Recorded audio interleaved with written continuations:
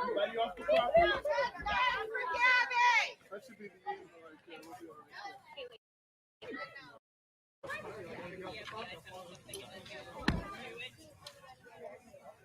Bring him out, bring him out. Where's our little Gabby, huh? Thank you. Where'd that come from? That's mine. Where's Gabby? Where is Gabby? Where is Gabby? Justice for Gabby.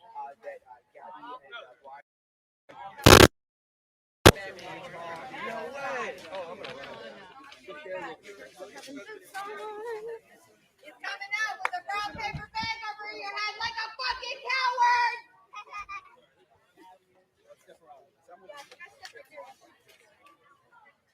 Jennifer, lots of activity outside of the laundry house. As you just mentioned, What they find in that van, huh? What they find, Brian? Northport Police, they did tweet about 7 minutes ago. They're currently speaking with the Laundrie family at their request. However, they're not speaking with Ryan at this time. So Yeah, at the family's request, they want to speak with yeah, I just don't want to miss him coming out of the house. So I think if the anchors want to maybe do another live lesson, Bring him out, bring him out. Here in Northport, of course, this is You're lucky you don't hand him over to us. over the last several days to see if anyone is inside. And now we know there are people outside. We know parents are inside the home. Where is Gabby? Where is Gabby? Where is Gabby? Where is Gabby? Where is Gabby? Where is Gabby? Couple of days, Where is they Gabby? demanded Where is Ryan Gabby? Laundrie, Where his is parents, come Gabby? outside, Where reveal is any information they know about Gabby. Gabby? Tomorrow makes a week. She was reported missing by her mother, who is in New Where York. is They were on Gabby? a cross-country road trip. I hope you have a rotten life. To Northport, September 1st.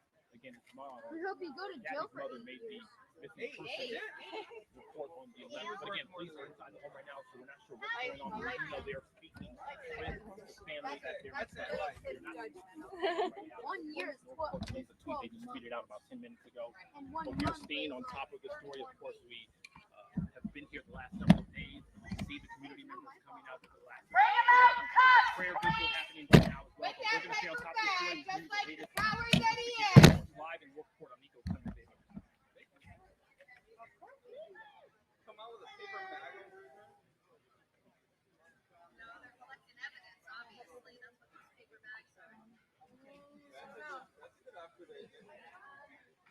I'd rather see him be crawled out with that bag over his head.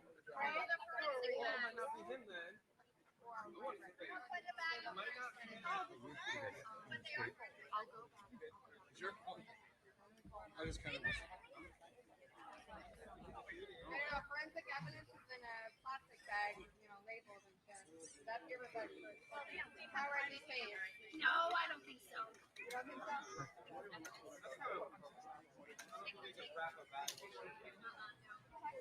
Well, they're ready to go. Unless he agrees to it, like the auto one. I'll walk out.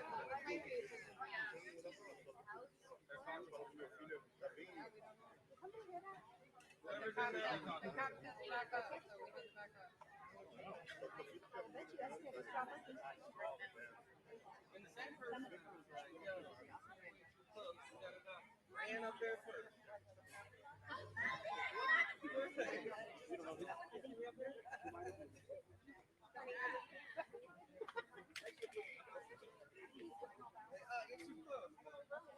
And I would have the best video again.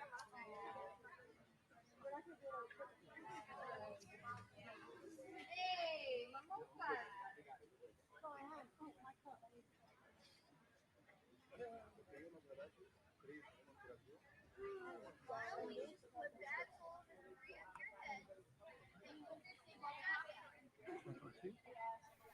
Thank you, Dr. Debo Cherry. And Amber saying police just put out a statement. They're talking to the parents only. They haven't spoke with Brian. So as you guys are probably asking, his attorney probably is there. Where is Gabby? Come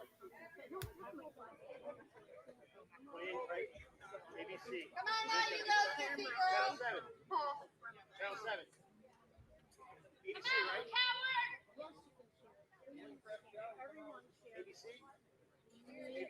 Yeah. Talk about him? Try to get all the eggs together. You must watch out. He's right there.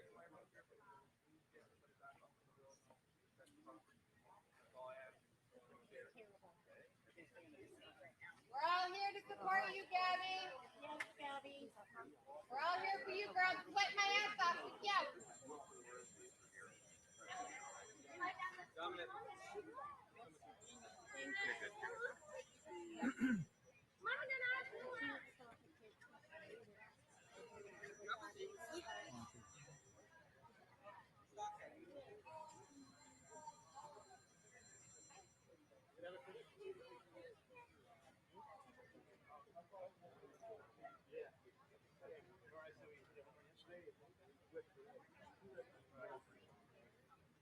Not yet. I got him action. We're going in the house.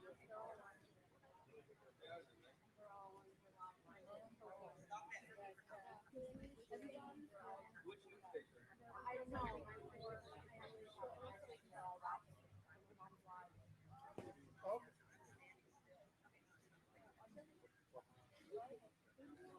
Right after? I don't know. In about 3 minutes. Yeah.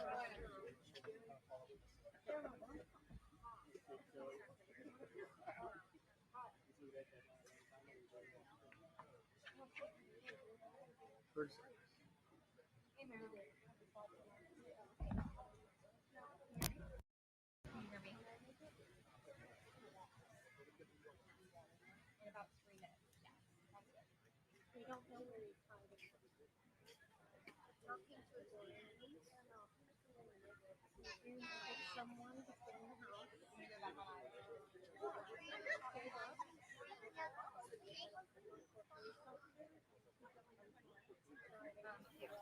So for the people coming in right now, the update is that the police are at Brian's house, and they have stated that they are talking to Brian's parents, not talking to Brian. He is still quiet. I believe what her parents were saying, that his parents know where she is. His parents knew he was home ahead of time. His parents knew that she was missing and wouldn't answer any questions from her parents. If police are talking to them right now, I believe they are talking to the right people.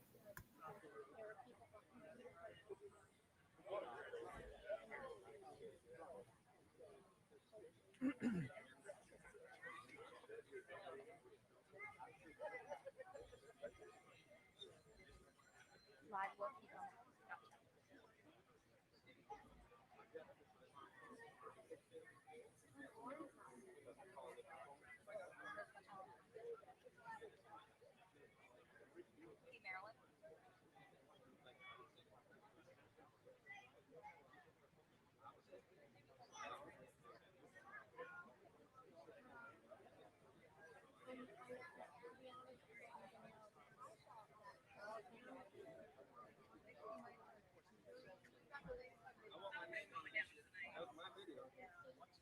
Gotcha.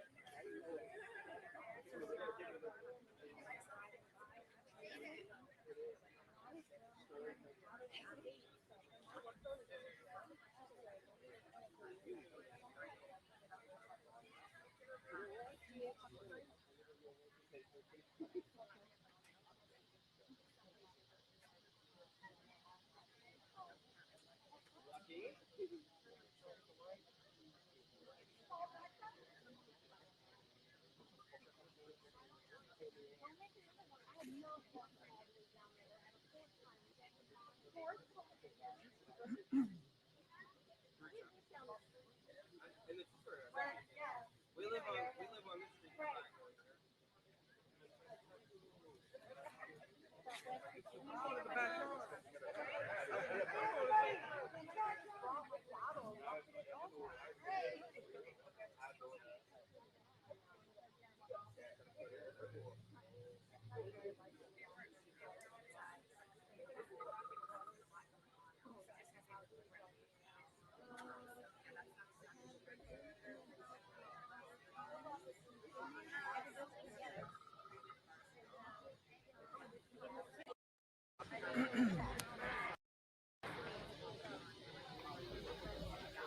So, for the people that didn't hear, I was going to go live with the press conference. That's why I had all this pulled up.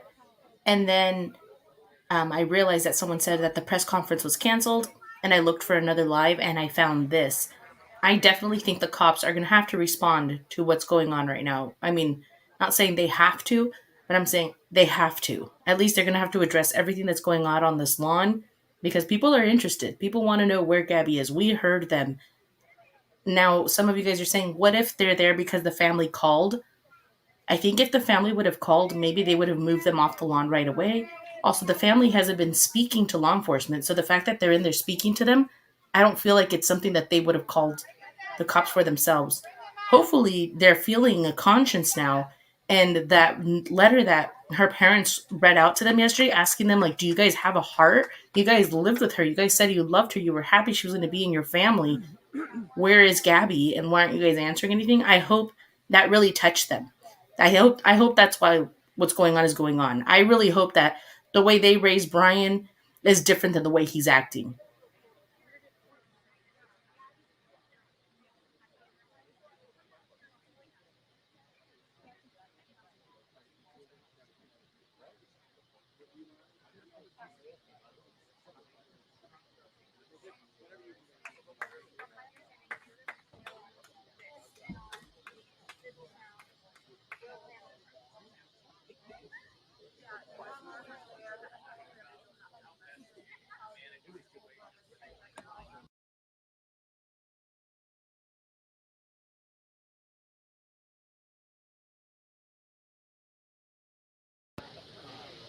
Check 1 2. Testing 1 2.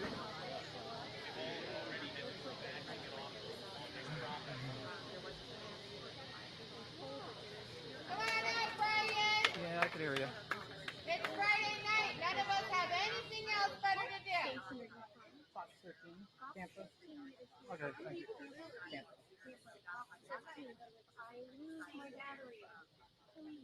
Yeah, that's all I could do, just in case it comes out. Come on out, you sissy girl. You're welcome. Nancy. Own up to what you did. Good evening. What we are looking at. Good evening. What we are looking at. Good evening.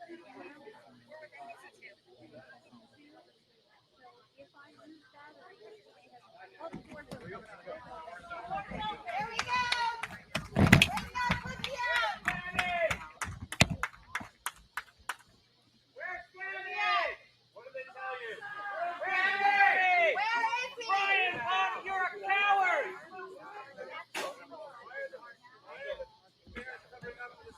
Where's Gabby? Where's Gabby? Where's Gabby?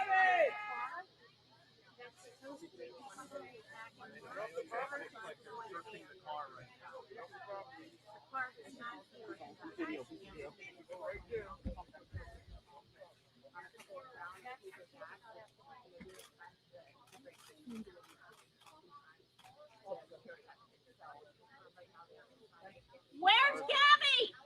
Yeah, Nerissa, did you toss it to me? I'm having a problem hearing. Okay, yeah, what we're seeing right now, it looks like FBI agents are searching a vehicle here at the home of Brian Laundrie. We did see a bunch of Northport police officers going in. Of course, Gabby Petito has been missing. She was reported missing back on September 11th, and up to this point, Brian Laundrie has not been talking. And these FBI agents just stepped out of the house, and it looks like they are exploring the vehicle. And you are seeing this live as it's going on. And we are all here. Neighbors are here. Media is here, just waiting to see what happens next. And you see them going back into the house there. And as soon as we have any more live reports for you, we will bring it along to you. And more information, and we'll pass that along to you. Again, Gabby Petito remains missing. Police officers, FBI detectives went into the home, I guess around 7 o'clock. That's what we're hearing. And they just stepped out to have a look at the vehicle, maybe checking for some sort of evidence. Again, as soon as we get any more information or details, we will keep you updated. We are live here in Northport. Reporting live, I'm Rick Adams. Back to you.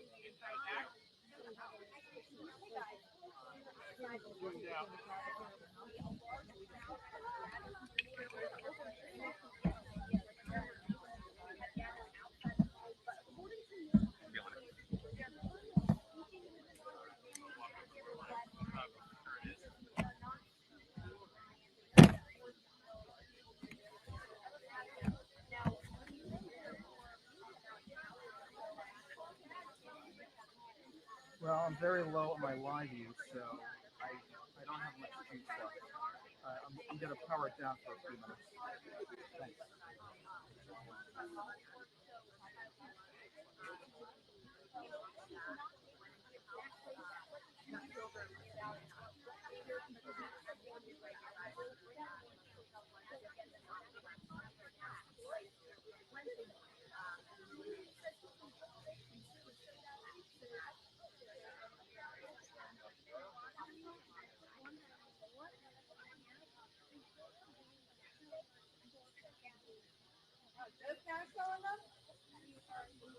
Best batteries.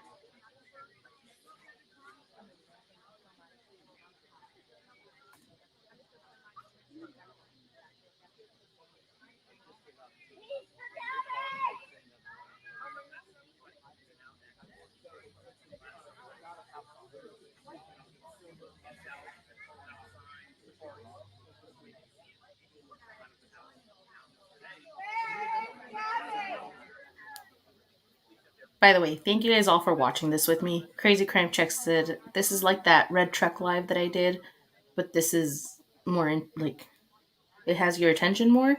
And I agree. It literally, my stomach hurts. Like it burns. The pit of my stomach burns right now.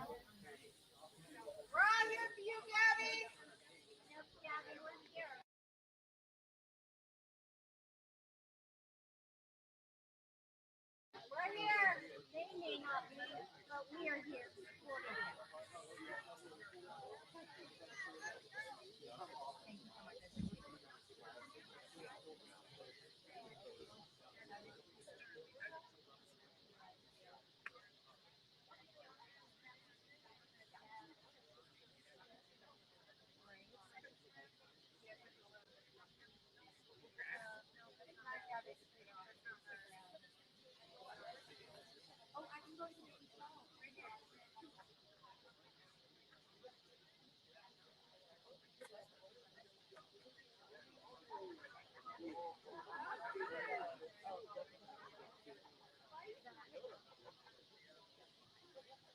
Everyone's here at Park Gabby from our Northport community.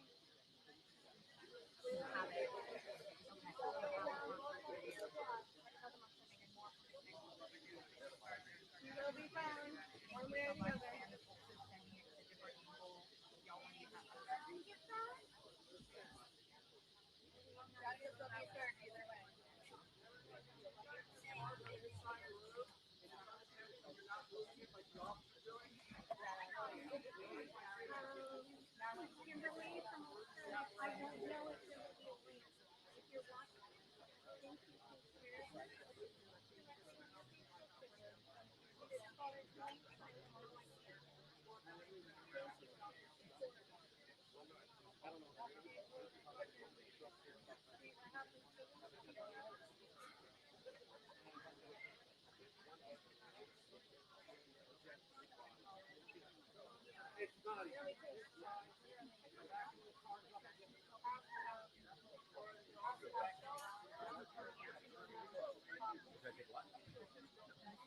No, they said they're not. They tweeted that they're talking to the family. We're not going anywhere. Sure. Good luck having the What's the North Korea? conversation. Yeah, they're not threatening. No, I guarantee they will pause here because these people didn't get off their phone.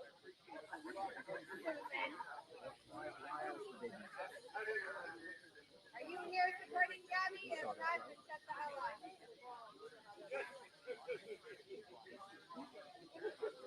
And I think that little search, whatever they just did, I think that was literally, can you get us something from the car? So we have to take and they went, yeah, okay. We're not going. We are allowed to go on the street.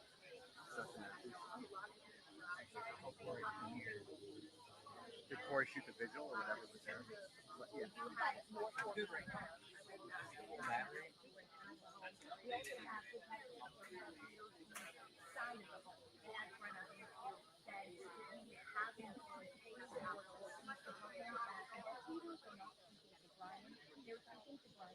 Bring him out!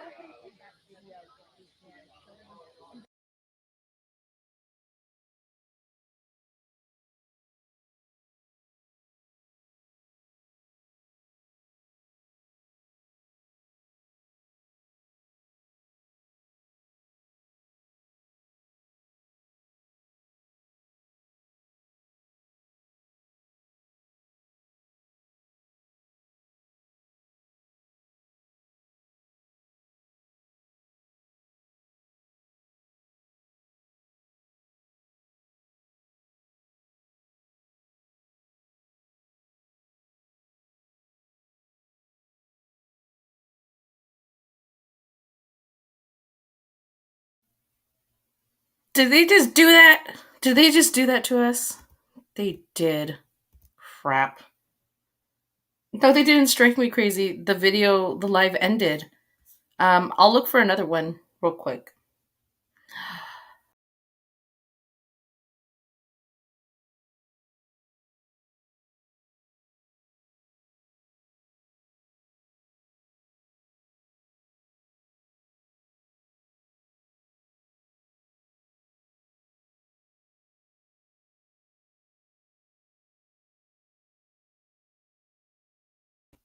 Oh my god, I kicked myself out of my studio. Instead of closing the Facebook thing, I closed my studio. Can you guys hear me? See me? Did I end it? Are we still live? Let me look real quick to see if there's another one. If not, I'll end it just so I can get my family fed. I was gonna say these people. So I can get my family fed, and then I'll jump back on if somebody comes back on live. Maybe they heard us complaining that there wasn't enough streetlights. But I'm gonna look real quick just to see if there's nothing else on.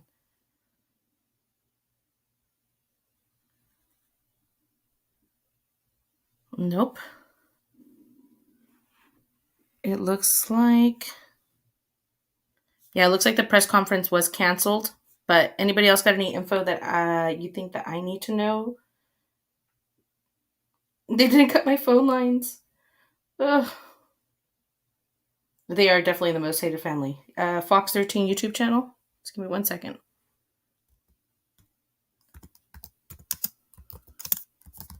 Maybe they cut their live so they can go live.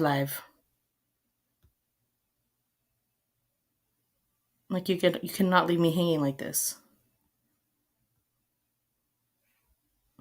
No, I don't see them.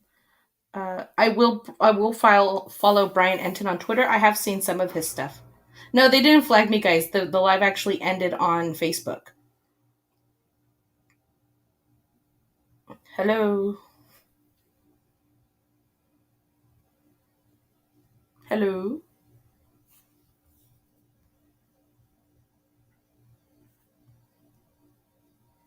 Fox 13, Utah.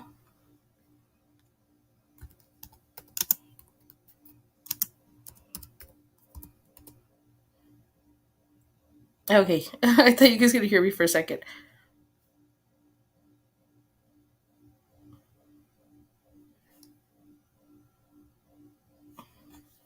Thank you, Karen. Let's see where to go.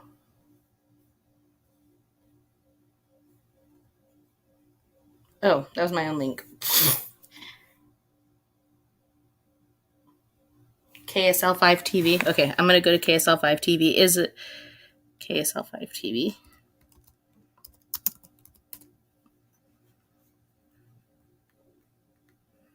Okay, KSL5 TV live.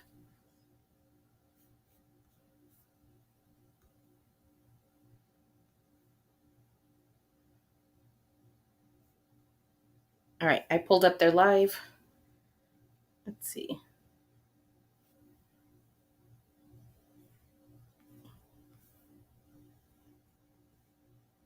No. Okay, hold on a second. Somebody sent it to me in Messenger, so I'm just gonna pull it up.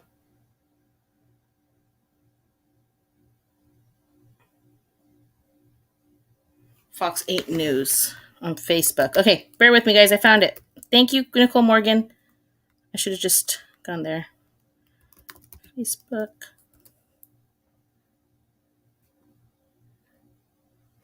We found it. Oh my gosh, what did I miss?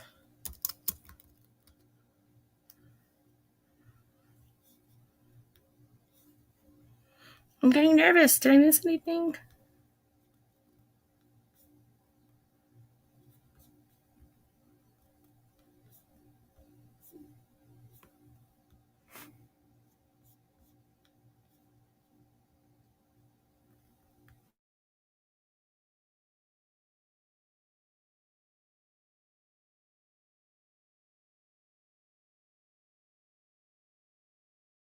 Them searching that silver Ford Mustang convertible there, and that's what occurred about 10 or so minutes ago.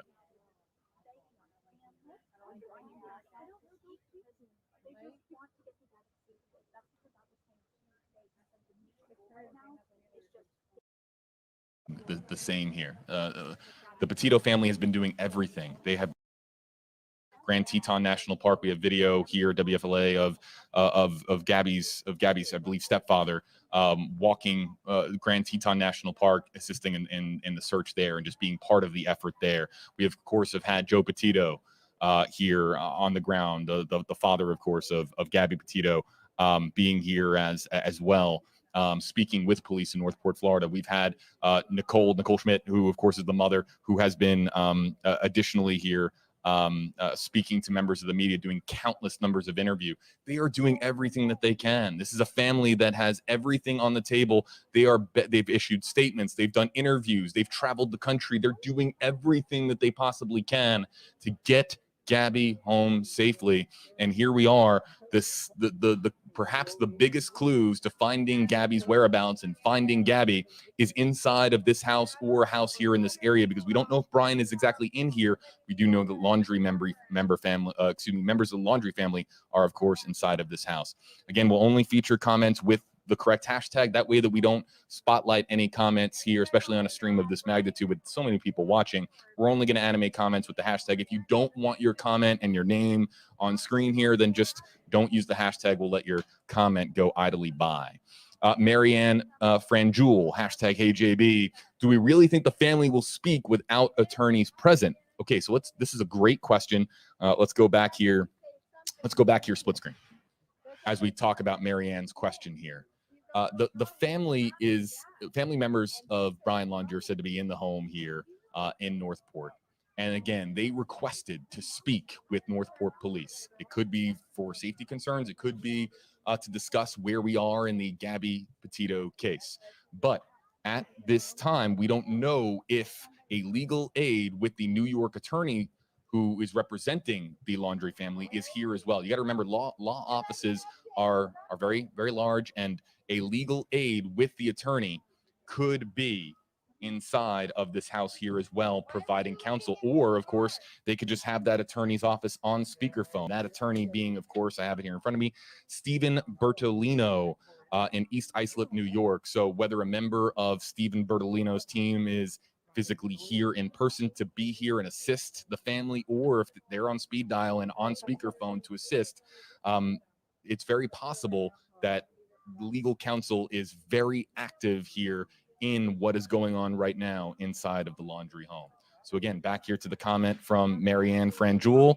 Appreciate the comment. We'll look for some more hashtag HJB comments in the meantime. I'm just going to check in. Allison Henning, do you have us there outside of Brian Laundrie's home? I do. And we are actually going to have to hop off here in a second. My photographer is going to need to do a battery swap here. And Nico Clemens is going to be reporting live at 8 o'clock. So we're going to have to do a little swap out here to make sure that he's able to get on WTTA at 8. WTTA Great 38 is where you'll find team coverage here, folks, coming up on, of course, WTTA, our sister station here at WFLA News Channel 8. Let's switch now to the other camera feed while they do a battery swap on the first camera feed. So we'll stay here with you live again, right down the driveway here. If someone emerges from this house, you'll see it here. And we don't know how long this is going to go on. We don't know if there's active conversation going on. It's entirely possible here, folks. I want to make this perfectly clear. It's entirely possible that this is all related to the safety concern with the crowd that is gathered here. And the officers could be in the home, and because, of course, Brian Laundrie has invoked his constitutional right to not speak, and we had this comment come in here a short time ago. It's somewhere in the queue here, but we were talking about invoking your constitutional right to remain silent.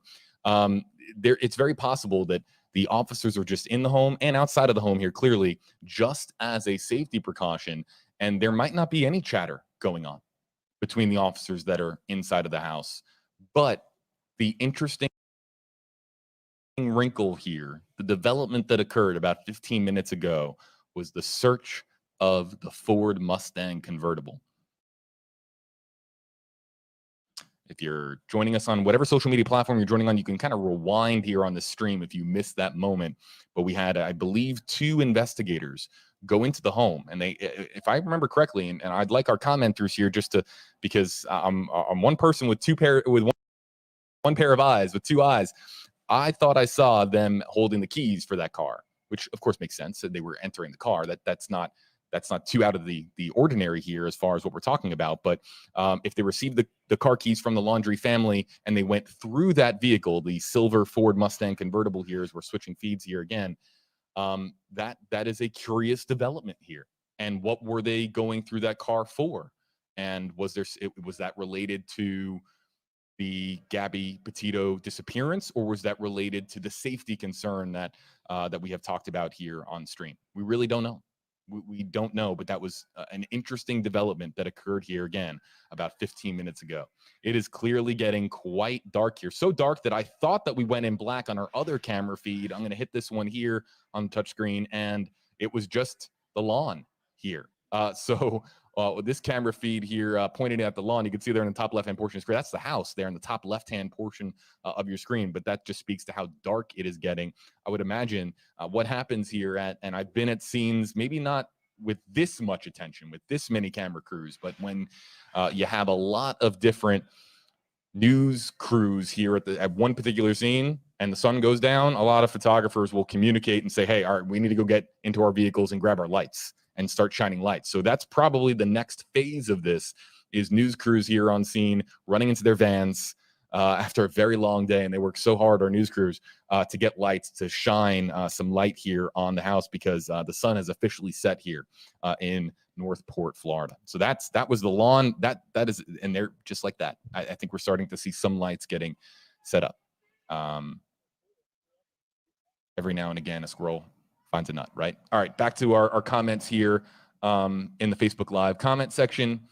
Let's get to Eileen Sue's hashtag HJB. Can't they make him talk? He was clearly the last person with Gabby. The answer is no. we've talked about this extensively here on WFLA now over the last several days. You can't force someone to speak. And right now, Brian Laundrie, and there are people that are extremely frustrated about this, but it's the facts, folks. Brian Laundrie is a person of interest, hasn't been charged with any crime. And in fact, that brings us to the next question here. And this is one of the most popular questions we've been getting here on stream. Darcy Stone here, #HJB. Can't the police legally question him since he had her van without her? Remember, the van was in Gabby's name. Brian drove the van from wherever, whether it was Wyoming or Utah, Grand Teton National Park in Northwest Wyoming. He drove the van in Gabby's name without Gabby back here to Northport, Florida. So there have been people asking, can you charge him with a crime connected to the fact that he took the car that was in her name and drove it all the way back here to Florida? That question specifically was asked to the Northport police chief a couple of days ago, and the answer, we were expecting a long answer, but the answer is no. And there is a legal explanation for this, and as of right now, we just understand it that is not enough to charge Brian Laundrie with a crime. And maybe, and listen, this is one of those, when you're getting into crimes being charged potentially, every state's different, and every state has different laws when it comes to crimes of that type. And it's very possible that if it was in a different state, maybe in the state that you're joining us from, wherever you're watching from, maybe it's a crime in your state. But here in Florida, based on what we know legally here, that is not enough to charge Brian Laundrie, which of course has been a source of frustration for so many. Angela Gianna here. I'm glad that you brought this one up here, Angela, because this is something I referenced earlier on in this stream. Did they have a #HJB? Did they have a warrant? Did the family volunteer to speak with them? Let's rewind here. We're going to go to the Northport Police Twitter feed. They said 43 minutes ago, Northport Police are currently speaking with the Laundrie family at their request. At this time, we are not speaking with Brian. More details when available. So, did the family, let's start with the second part of this question first from Angela. Did the family volunteer to speak with them? The family requested to speak. But Brian's not talking to investigators. Why, you see the big bold words here at the bottom of your screen. Breaking. Police enter Brian Laundrie's home. But that does not mean that they are speaking with Brian. So did the family volunteer to speak with them? They requested, yes, to speak with officers with Northport Police, but we don't know why. And we wonder if it's connected to the crowd that gathered here, a crowd that had megaphones, a crowd that was chanting, a crowd that was growing larger. We didn't know if this was going to be a crowd of 5 people, 15 people, 500 people. We had no idea when we sort of began hearing word of a demonstration that was going to be organized. Clearly here we are getting darker and darker here on this particular shot. I don't know if there's anything that I can do here to make this shot any brighter. We'll absolutely try here. Let's do some on the fly. Oh, there's a light. Okay, hold on a sec. I didn't do that. That was a light from a news crew here. I just want people to be able to see if anything happens here. And I don't think that there's going to be much here that I can do, but let's try. Let's try here for a moment.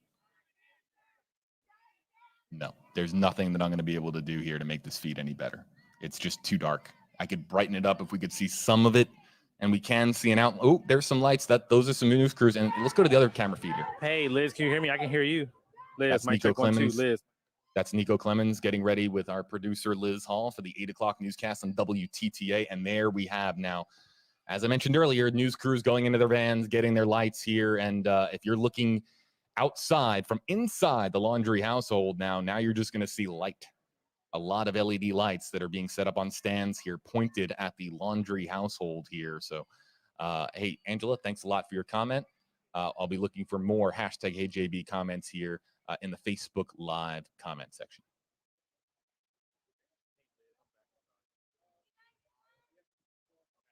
I want to also remind there is a sizable amount of, we talked about this earlier. Have you been on TikTok? Have you been on Reddit? It's a rabbit hole of conspiracy theories and unsubstantiated claims. And a lot of them, and I know that there are a lot of folks here that are hashtag AJB trying to get my attention, so I would animate the comment on screen to throw up a conspiracy theory of some kind, a claim of some kind, and we're just not going to do it because, again, we're trying to stay rooted in reality here. We have a responsibility to our viewers to stay rooted in reality, and while there might be some online sleuths who have found something very, very interesting, again, we are going to be relying on law enforcement agencies and, of course, all of the credible outlets that we of course rely on in massive news stories or from stories small to big. That's how it works. So let's go back here live, show you again. This is the most that we can see here. I'll look for some more hashtag HJB comments here, but again, as a reminder, we're not going to be sharing any conspiracy theories. All right, someone's coming out of the house. Let's listen in. Your handcuffs?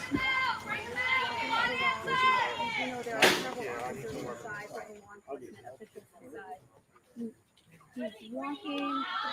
Bring him out. We don't let him fit it.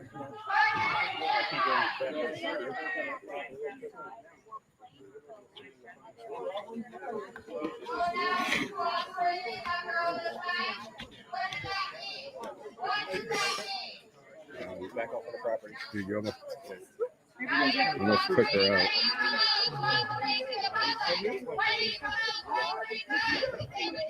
You good? Oh, no, you're good. The cameraman almost hit her in the face. Some of the chatter here amongst our news crews here. Listen, this is a chaotic scene. And again, I spoke to some experience earlier covering events like this, or there are some terms they use to describe when there's this many camera crews outside of one very small location. It can get very much elbow to elbow, and our crews here are working very hard to provide us with the images that you're seeing here. They're doing their job. So a big shout out to our crews in the field here that are doing everything they can to stay in position here and provide us with a shot of value here, as far as being able to see something that is lit and see something that is, of course, oh, now, wow, look at that. Okay, so lights are being turned on here left and right. Again, just waiting for more activity here outside of the Laundrie home. There's 8 on your sides. Nico. Oh, okay, we just had somebody go in there. Okay, that is an officer going into the home with brown paper bags. Got that? What appeared to be brown paper bags. And this is not the first time that we have heard a report of them going into the house with brown paper bags. And the reason why that is significant here, folks, is that investigators will bring in brown paper bags a lot to collect evidence. So we, again, just another little piece, another clue here as we're trying to decipher what's going on inside of the house. We don't know what is going on inside of the house right now, but that's the second time that that officers have been seen going into the front door of this house with paper bags. Take that for what you will at this stage in the investigation here. We're going to get to 8 on your sides. Nico Clemens here in just a moment. I want to bring up really quickly here, because it seems like there's activity here at the house. I'm going to bring this up here from Kimberly, hashtag HJB. Check out the latest press release from the Grand County Sheriff's Department. I am very glad that Kimberly brought this up, because I was going to reference this at the top of our stream for the prayer vigil here, because there have been people that have been asking about the Utah double murder. In the last several days, that's the number 1, 2, or maybe the top 3 question that we have received here on WFLA Now. Is Gabby's disappearance connected to the double murder of 2 women, a couple in Utah? Or a lot of potential connections there as far as time and location. But a release was sent out by the Sheriff's Department there in Grand County saying that there is no connection. They have determined there is no connection between the Utah double homicide and Gabby Petito's disappearance. Let's get you back out here live here, folks. Let's just kind of listen in here for a moment as I gather more hashtag AJB comments here out of the Facebook Live comment section.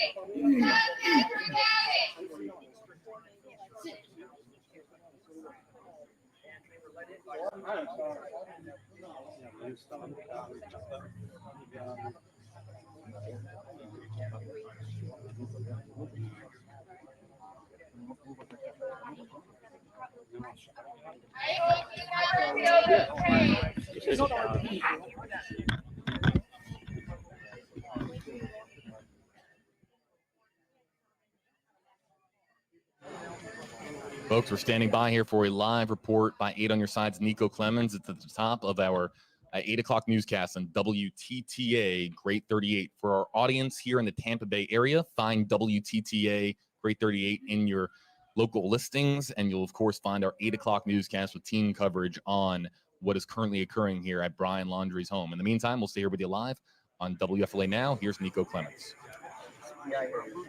And the parents of Brian Laundrie, they wanted to speak with officers, so that's why they're here. They're not speaking with Brian. They're speaking with Brian's parents. But you can hear in the background, dozens of people here in the Northport community have made their way to the Laundrie household.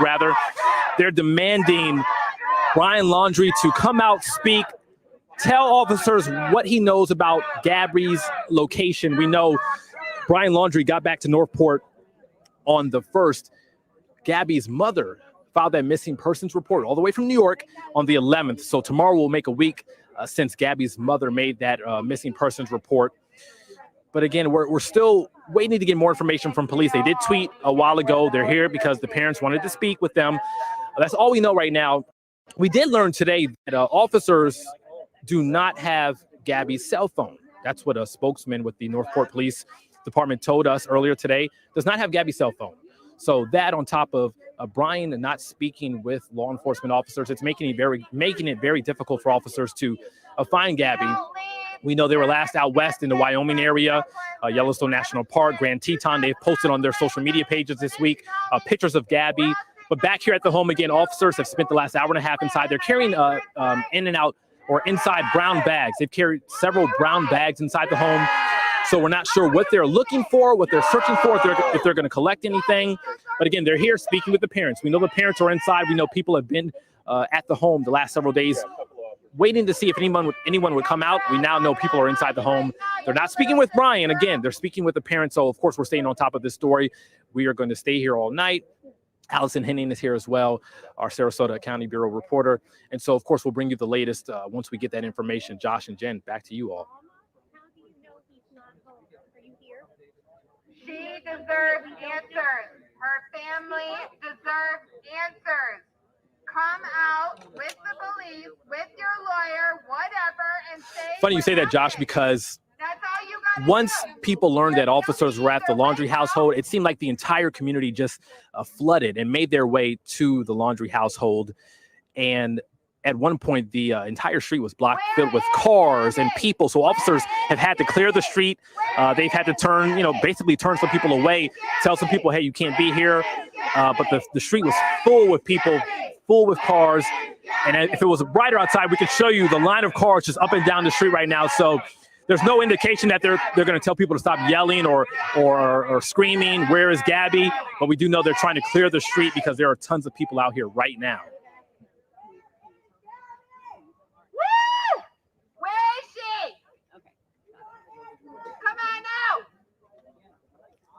We're going to shine all those lights on your house until you come out, you little coward. Mommy and Daddy can't save you now. You better come on out and tell us where she is. What happened? Her family deserves answers. Her friends deserve answers. If it was your child, you would want answers. So come out and say what happened to her. Pretty good. What happened? You guys are just as guilty as your son, and I hope that you run out. You good? Yep. Yeah. You can turn this off? Nico gave the shout out, so it's fine that I was in the shout. I didn't mean to like.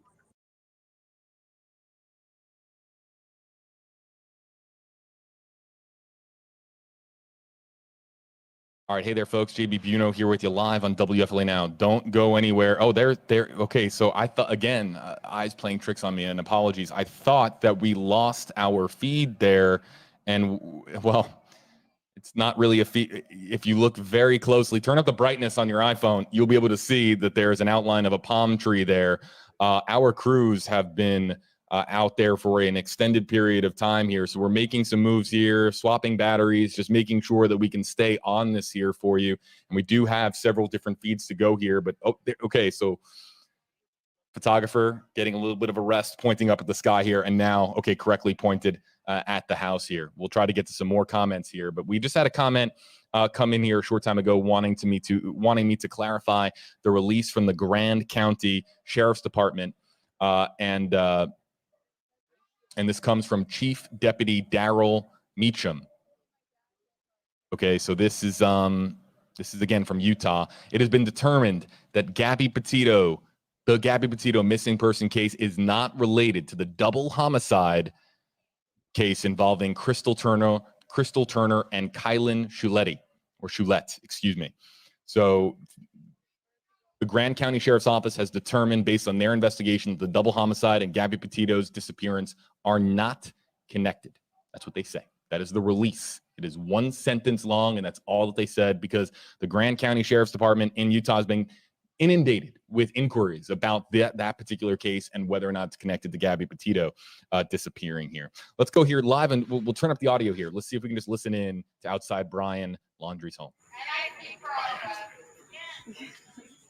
Well, I mean, she's the one backing up. So, I mean, you know, I go with her fault. Yeah, all your fault. 100%.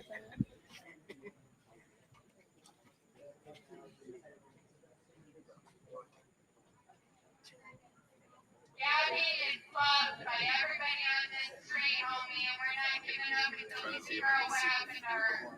So I don't see shadows. Stacking your colors, because your whole entire life has changed no matter what. You're never going to be the same. Your life is never going to be the same, and you are never going to know peace until you come to senses with what happened. You need to confess. Even if it was an accident, she deserves to have an explanation. Her family deserves an explanation. So if you're on the Stop being a coward and come out and say if it was an accident. Say if it was on purpose. You know what you were doing? The house, though. Then come outside. We're not going anywhere. I can do this all night.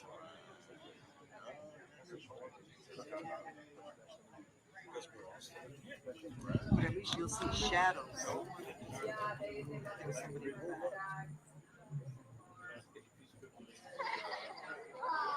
We have another feed here now to show you as we continue to look here at the Laundrie home here. Lighting is definitely a concern now, and it is dark out there, but wow, if you our camera crews are zooming in here on a shadowy figure here, and that appeared to be an officer. Again, if you're just joining us here, folks, there have been several numerous interesting developments that have occurred here outside of the home, and let's kind of rewind here and backtrack for a second on what we have seen. First, before the stream began, we got word that officers were entering the home with brown paper bags. Then, what appeared to be brown paper bags in the hand of an officer, that happened about 10 minutes ago. So, an additional officer going in with what appeared to be a brown paper bag in their hand, or at least several brown paper bags.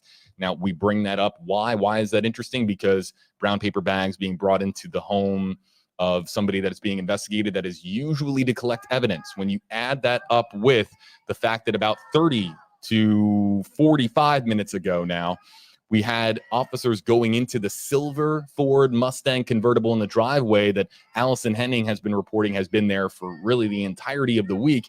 That when you pull the two together, we're starting to see a little bit of a pattern here as to what is happening inside of the household. It tells us something, but at the same time, it tells us very, very little, because we don't know what's going on inside of the house. But officers have been spotted going into, including on this stream, spotted going into the house with brown paper bags. And we also had on the stream a short time ago, and you can rewind if you want to find that moment, officers going into the silver Ford Mustang convertible there in the driveway. And we believe at this time that is not that's not an unmarked police vehicle, that is a vehicle that is either a family member of the Laundrie family, a friend of the Laundrie family, or perhaps of a legal aid, maybe. But that vehicle has been there for a considerable amount of time. Let's listen in here one more time on WFLA Now.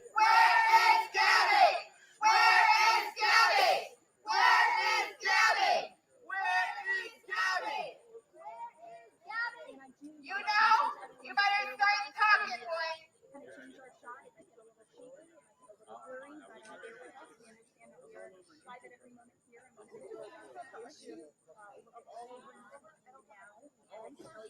Brian, come on out with your coward parents and your coward self, because we're not going anywhere.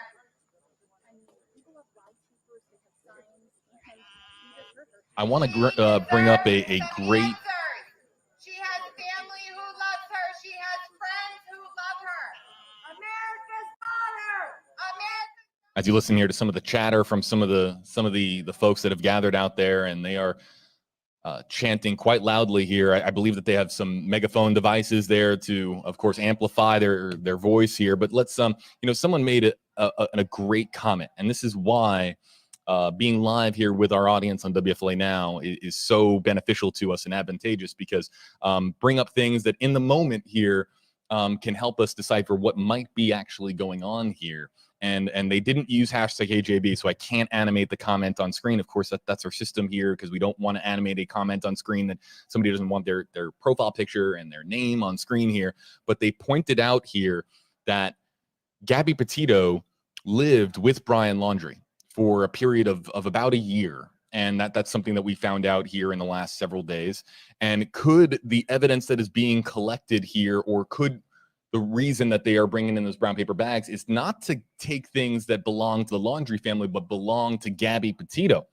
Again, it's just an observation here from our audience. We don't know if that's the case. We don't know if the brown paper bags are connected to them collecting things from inside of the household here, but it's something that originally didn't enter my mind here. So a big shout out to the commenter here that noted that here a short time ago. Again, use hashtag HeyJB, and we can feature your comments here on screen. I'll look for some more comments starting now here in our Facebook Live, Twitter, and YouTube comment sections here. I'll be starting to look for them here now. I know we have a bunch coming in. In the meantime, let's listen in here outside of the house.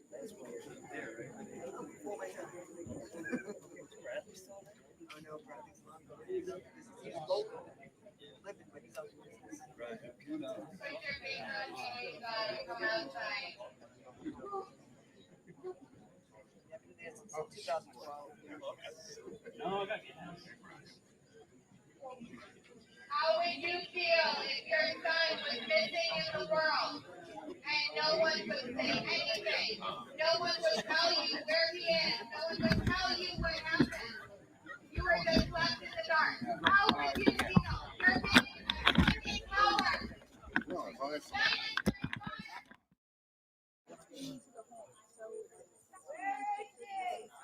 is Gabby? Where is Gabby? Where is Gabby? Where is Gabby? Where is Gabby? But once anything else happens,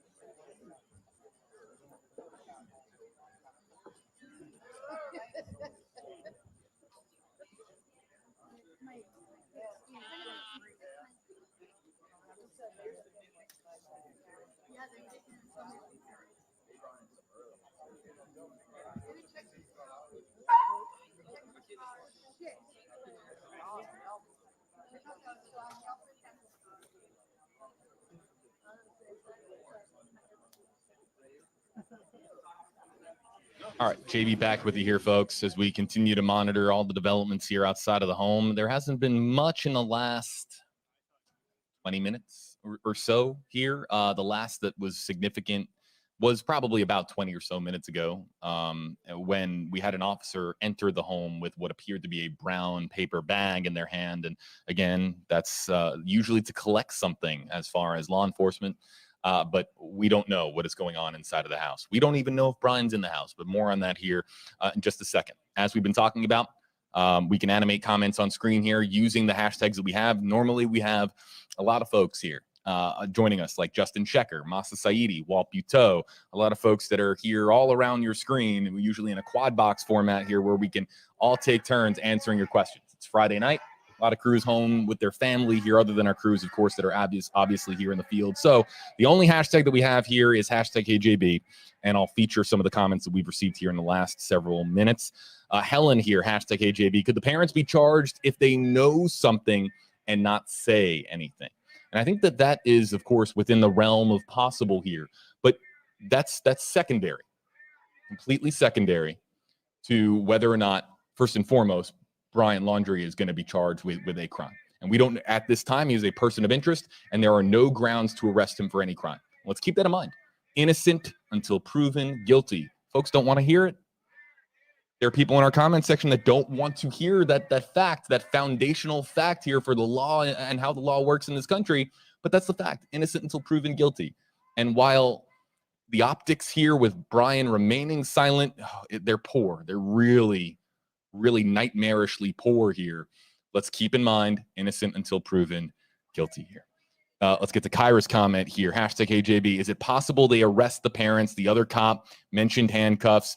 Arresting the parents before arresting Brian would be, I would need some legal expert here to charge a parent with a crime and before charging Brian with a crime. Now let's just kind of, let's hear from the officer. Hold on. All to please, he understands the purpose, the chanting, all that. But we ask for you guys to please be calm, okay? And respect the neighborhood, okay? But it's not helping what you're doing. You being here, we understand that.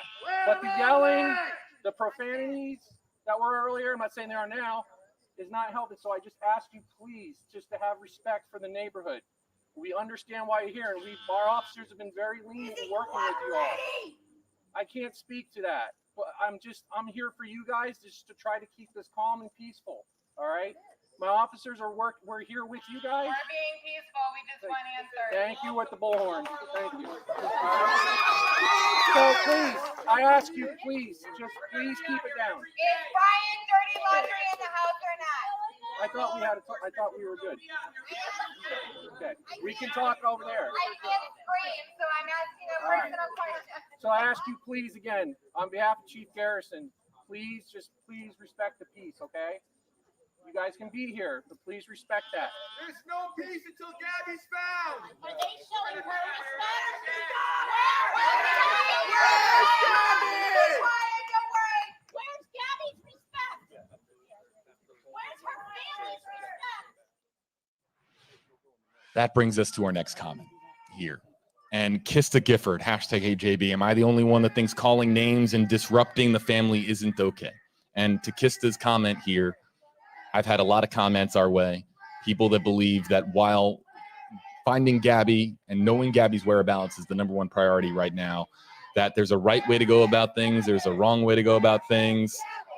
But at this point, I don't think anything is going to hush this crowd. Where is Gabby? Next step is we're blocking the roadway. Get him outside. It could get a lot worse from here.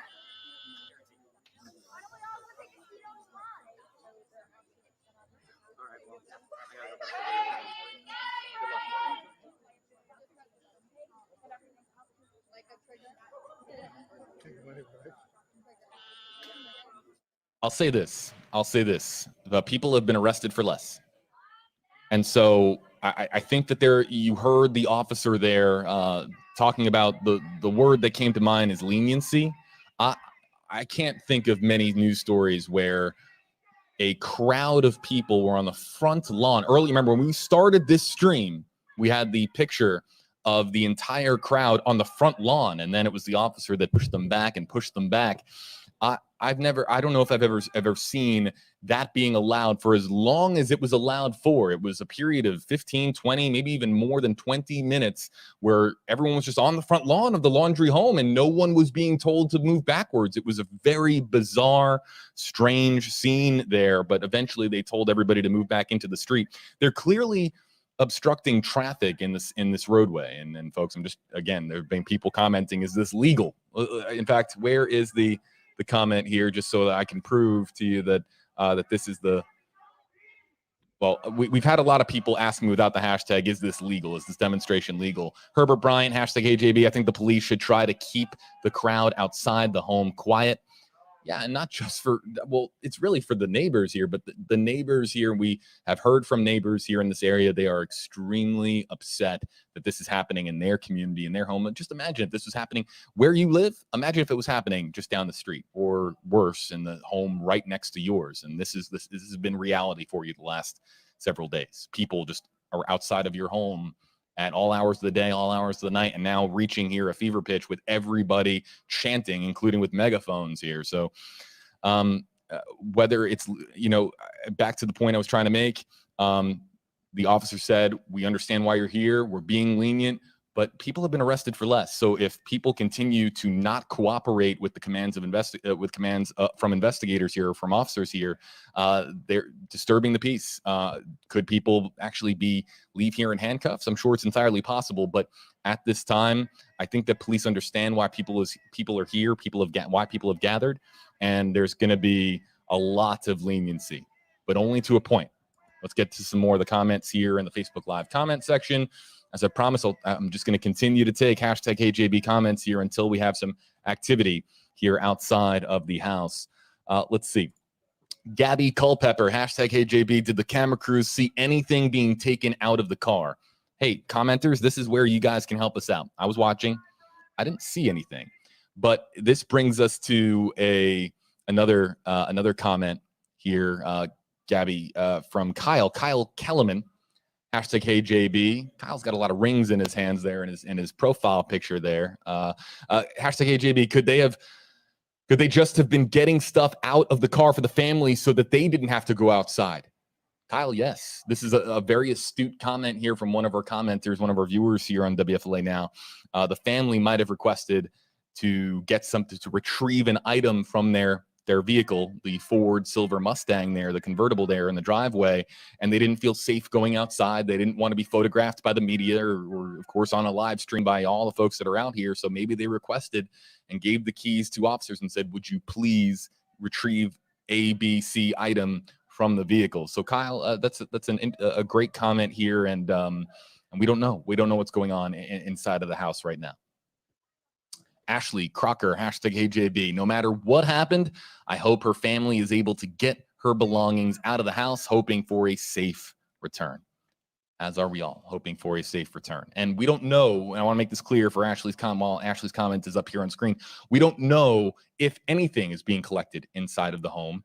And we don't know whether something is being collected, either if that's something connected to the Laundrie family or if that's a belonging of Gabby Petito. Remember, Gabby Petito is said to have lived in this home for an extended period of time. These two were engaged to be married. And people have commented at me and asked me if that's out of the ordinary to live at your fiance's house with their parent, with your future mother and father-in-law. And maybe, folks, you can comment at me again here. I don't think that that's very, much out of the ordinary here. You live in a lot of weird places, or a lot of interesting places right after college, or right, in your early 20s when you're trying to, set up the foundation for the rest of your life. Sometimes you'll be in different apartments. You'll stay in different family members' houses. It's I don't think that that's out of the ordinary, but that's just me speaking there. Again, let's get to the comments. We have a crew here that's kind of moving down the street. A little tap of the touchscreen here, and we can see that we are moving down the street here. But you know what? I think that they're just returning to their vehicle to get ready for the 11 o'clock news here on WFLA. Let's listen in here for a moment and just see if there's any continuous shouting going on here, any noise, or whether the folks that have gathered here outside of the home, have they listened to officers and cooperate with officers in being quiet.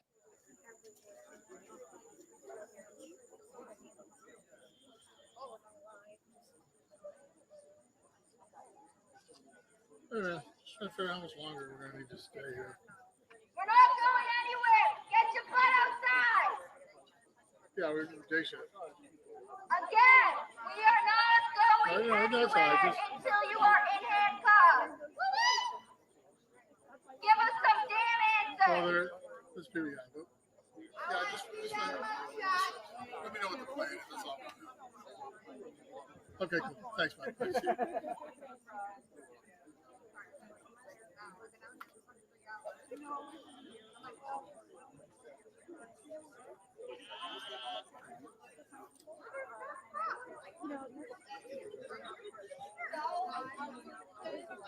Let's go to a camera shot here showing the crowd.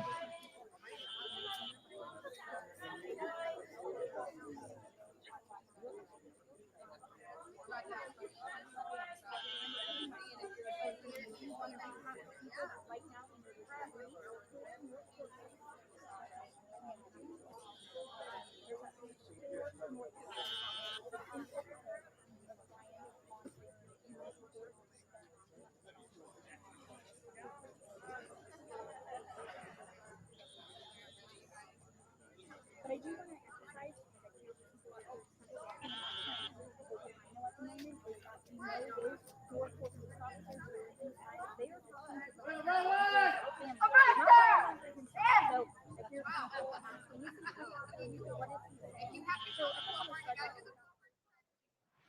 Back here with you live, folks, on WFLA Now. JB Buno here with you. Let's kind of reset with where we are. As a reminder, the very latest for you is on WFLA.com, the WFLA app, the latest on the search for Gabby Petito. There we have a hub for all of our articles connecting everything that we know right now with Gabby Petito's disappearance. So while we have an opportunity here, we'll go back to the live coverage here in just a second. But WFLA.com, the WFLA app is where all the latest updates, everything that we have factually confirmed, everything from law enforcement, it's all on WFLA.com, the WFLA app, as well as analysis here. Now, what's interesting is here we have a woman that has been shouting at the house. Let's see. I think we have an interview with her live. Let's listen in. Ascimento. You a Northport resident? Yes. How long have you lived in Northport? 6 years. Wow. You're out here tonight. We've heard you. Just what did it mean for you to be out here tonight as police are going in and out of the home? I just hope that somebody would do the same for me. Justice!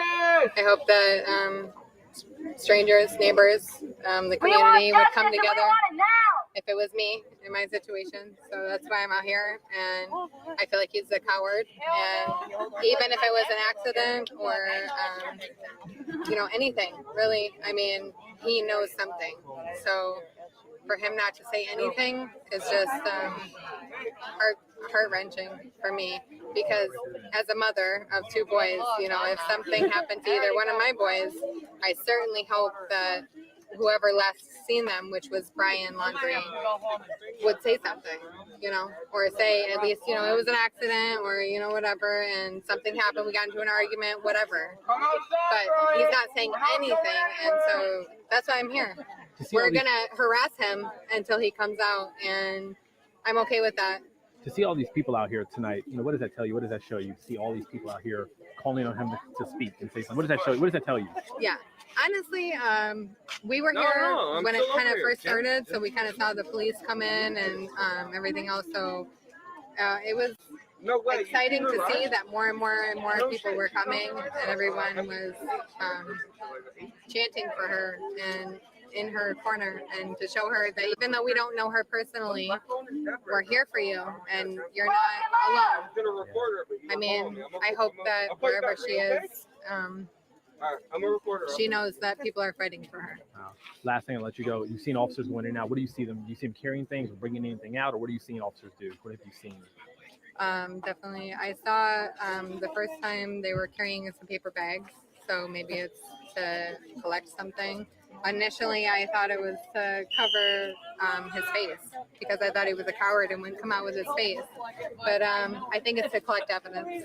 J-E-N-N or J-E-N? J-E-N-N. 2 N's. Thank you so much. Nascimento. You're welcome. Thank you so much. I appreciate it. No problem.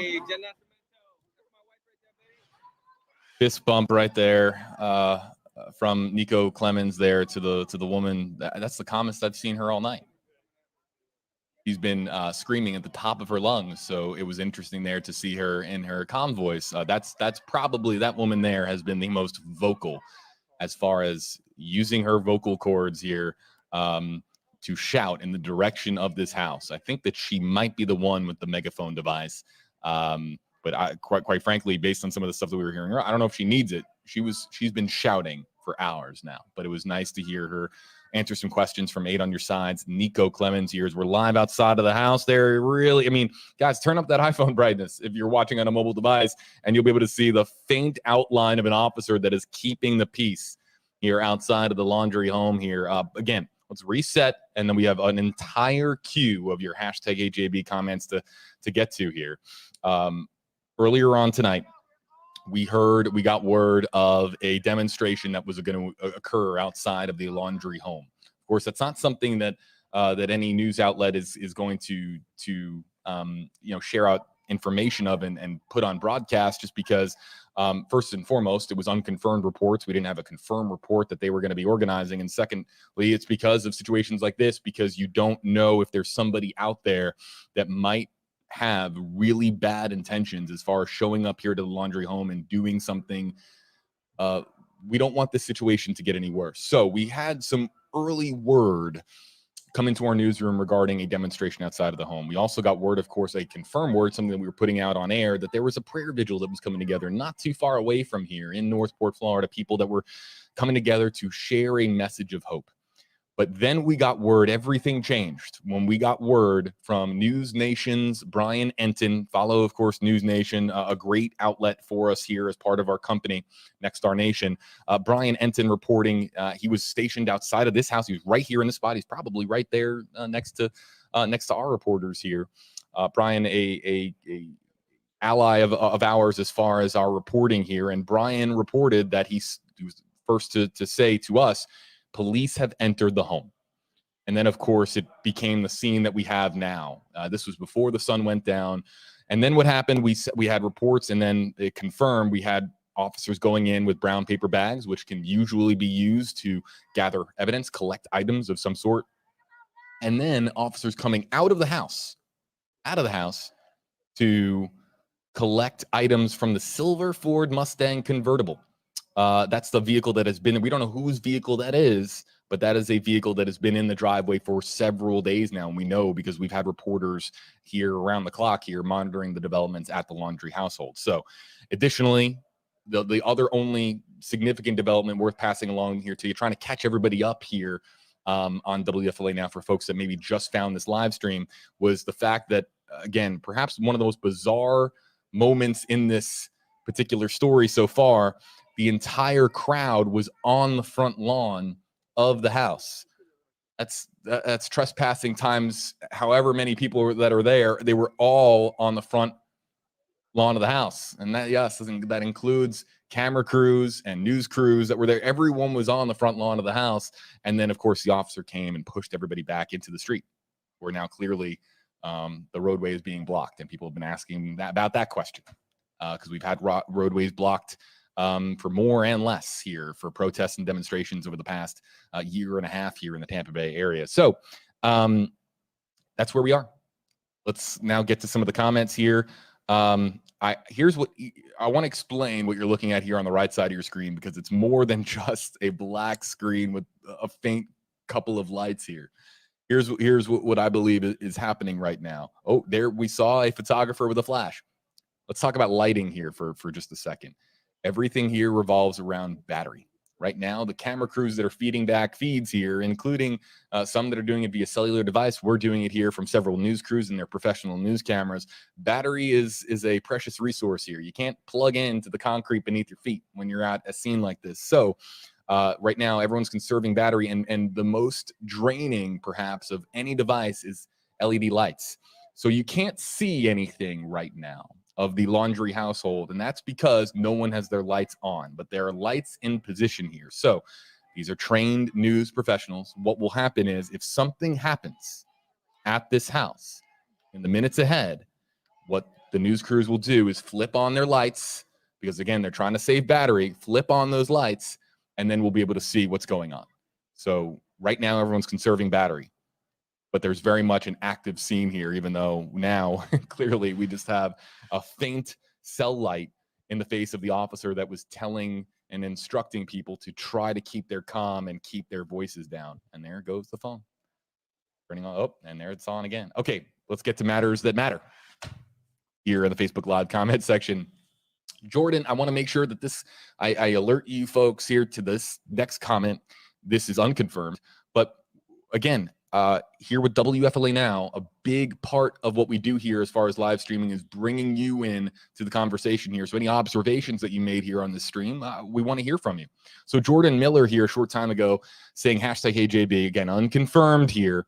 She or he, and I don't know which one is Jordan here based on the profile picture. So he, she, they, a phone was removed from the vehicle when they were going through it. They put it in their pocket when it was passed out of the vehicle. I wish I had instant replay here for you folks, but I don't. But we did have the clip earlier, or that we were on live stream earlier when they were going through the Ford Mustang convertible. Now, Jordan here is saying that he, she, or they saw a phone, a cellular phone being removed from that vehicle. Now, I can tell you that I was worried about the 7 screens, the touch screens here in front of me, and I did not catch a phone being removed from the Ford Mustang convertible, but that is entirely possible. Maybe we can get some #HeyJordan comments going in here in the Facebook Live comment section so that we can know that you're responding to Jordan and whether or not you saw the same. Did you see a phone get removed from the Ford Mustang convertible? That's an interesting note here. And again, to the comment earlier from Kyle, could they have just been getting stuff out of the car for the family inside because the family is afraid of coming out to face this crowd? That's entirely possible too. The family could be in there speaking with officers and say, listen, we have some stuff in the car. We don't feel comfortable. We don't feel that it's safe to leave our home right now. Can an officer of the law please go out there and retrieve these items from the Ford Mustang convertible? And that's entirely what could have happened. Everyone's looking for Gabby's phone. Everyone wants to know where Gabby's phone is, but let's not make any mistake based on Jordan's comment here, whether or not a phone was removed from the vehicle. That let's just say that it's highly unlikely that is a phone related to the disappearance of Gabby Petito, at least based on what we know here at this time. Jose Fuentes, #HeyJB. Did you say 2 days ago that he was going to Cancun? Let's make this clear. We've been doing a lot of live streams. I never said that he was going to Cancun. We were having a conversation about Brian Laundrie is a free man. It's a free man.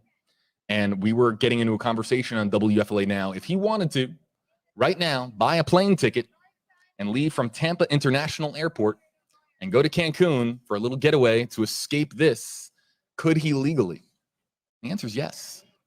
So we were having a conversation here.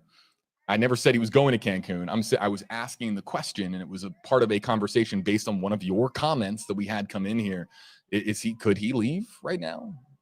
Police say they know exactly where he is. So, and we have a comment that just came in here a short time ago. Let's get to Brooke Donahue's comment here. Perfect segue here. #HeyJB. Have you heard anything about Brian possibly being missing as if he fled? I saw a comment saying that. The answer is no. So Chief Garrison, Northport Police Chief Garrison, said 3 times in the press conference they know exactly where Brian is. And it was said, other reporters have indicated to me that it was said with intention to let people know they know where Brian is. They might not be able to charge him with a crime. They might not be able to charge him in connection with the van being, driven back here to Florida, but they know exactly where he is, and they're keeping tabs on him. What we don't know is whether or not he's inside of this house. There's family members here, and we don't know whether or not Brian is in fact inside of this home. Let's just I want to keep folks updated. We're going to continue to take more #HeyJB comments here in the Facebook Live comment section, and in Twitter and on YouTube as well. I know we have a sizable audience across social media here, but let's just kind of listen in here to see what folks are outside of Brian Laundrie's home. The time now 8:39 Eastern.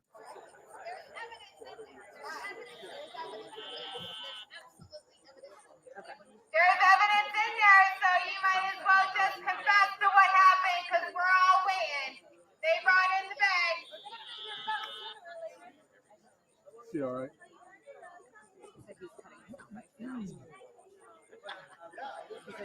He's a good I like him.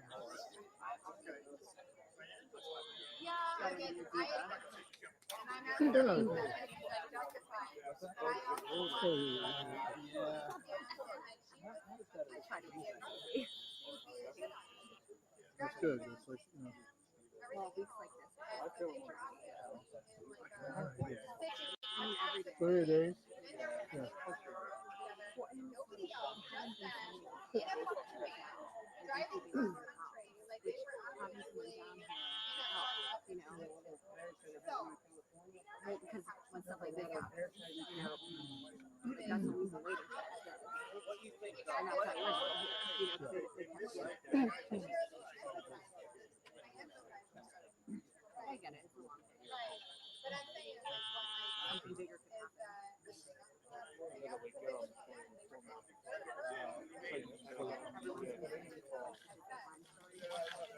It is. I just see Keith Williams. Keith Williams. You know the guy. Yeah. I can hear him talking. The producer just emailed me. I know you're all up to your eyebrows right now. And he was like,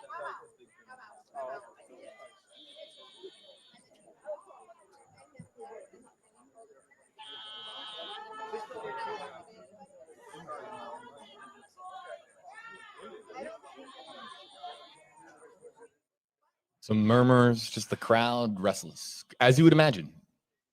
I know that there are a lot of commenters here that that wish that they could be here.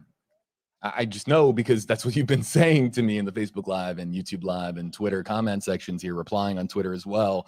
So many people saying, I wish I could be there tonight because you want to be. There's so many people that just want to be part of this movement calling for Brian Laundrie to come forward. There's so much frustration out there, and you can bang the glass on your iPhone or Android keyboard all day long, but it's not going to help. It's not going to help as far as solving many of your frustrations that are out there. That are people that wanted what I was trying to get at. Not that typing on a keyboard isn't going to accomplish anything. I don't want to be taken out of context. What I meant is that there are people that want to do more than just type. But with that said, there have been a lot of people online that have been trying to comb through. I had a link sent my way earlier that there are some sleuths on Reddit that are going through literally hours and hours of Yellowstone National Park webcam video to see if they have any hint of the van or Gabby or any clue that points them in the direction of Gabby Petito's whereabouts. And this is one of the better things that the internet and social media and collaborative efforts online can accomplish as far as people coming together and trying to do some good. So it's been heartwarming to see some of those efforts, but also at the same time, we have to be responsible here and telling you, be very, very cautious as to the amount of misinformation that is out there. I had somebody or several people blow up my phone first thing this morning, right when I woke up, with this, I'm not going to say what it was. It was an unsubstantiated claim. And then a couple hours later, it was proven to be completely false and fabricated. Be very mindful that there are landmines of misinformation out there online.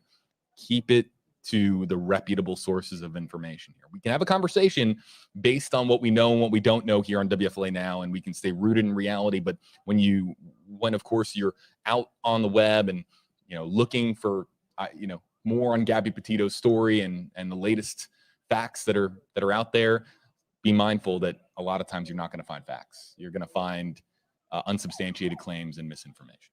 Let's get to some more of the comments that are coming in here. I want to bring in Amber's comment. We did get a couple of hashtag Hey Jordan comments here for the comment. Let me put up Jordan's comment from earlier here. Again, this was unconfirmed, but Jordan Miller here had said, hashtag HJB, a phone was removed from the vehicle when they were going through it. They put it in their pocket when it was passed out of the vehicle. And again, I told you I didn't see a phone get removed. And let's get to the comments that came in after that. Amber Bumgardner, hashtag Hey Jordan. I have a recording of what you're talking about. I believe the officer put something in his pocket. Okay, so there you have something perhaps going into the pocket. I think we're getting, oh, yeah. Okay, I did see that come through on social media.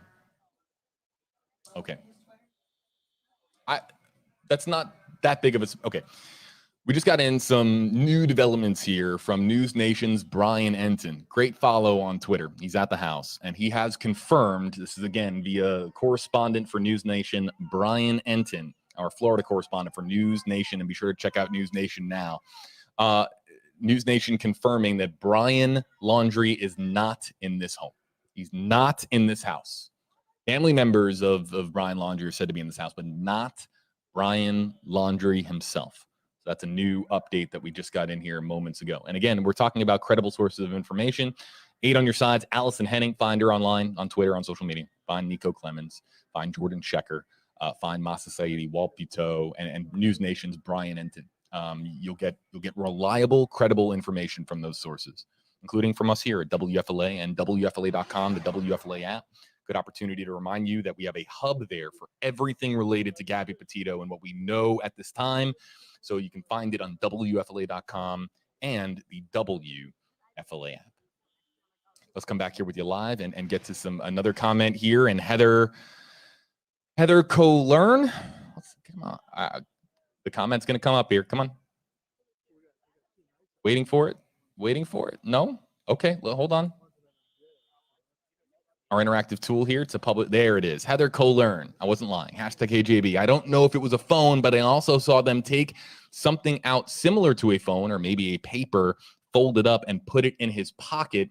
Prayers to Gabby and her family for a safe return. What I'm going to do here is I'm going to ask our team members here. I know we have some members of the newsroom here. Maybe we can get that clip of when they were going through the Ford Mustang here in the driveway, and we can pass along that information to you, or that video. We can watch that video here together and pass along the information. Maybe we can look a little bit closer as to what was being taken out of the vehicle. We are live here without a break of any kind here. So I'll stay here with you live, folks, to answer your questions. And again, one more time, all lights here at the scene have been powered down, because the last thing that you want to have happen is activity at the house and then your lights go out because you don't have power. So all the lights that have been set up here for news crews are powered down right now to conserve battery for that moment when something does in fact happen. So it's dark right now. If something lights up, you know something's happening here because news crews spotted something. They're powering up. Look at that. I swear I didn't plan it. Let's listen in.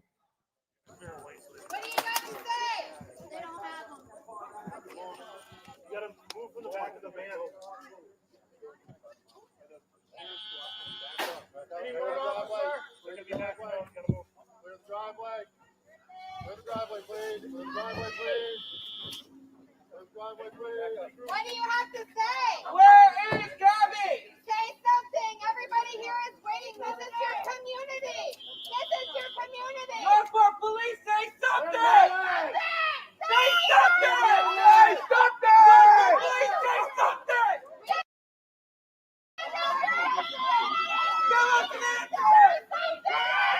Give us an answer! We deserve the answer.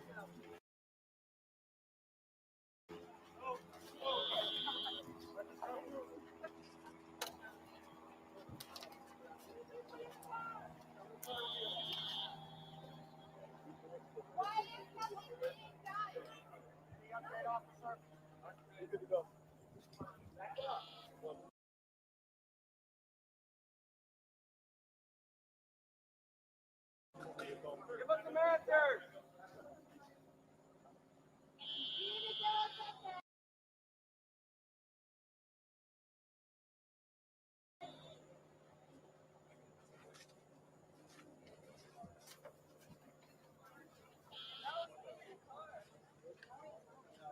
Not in that car.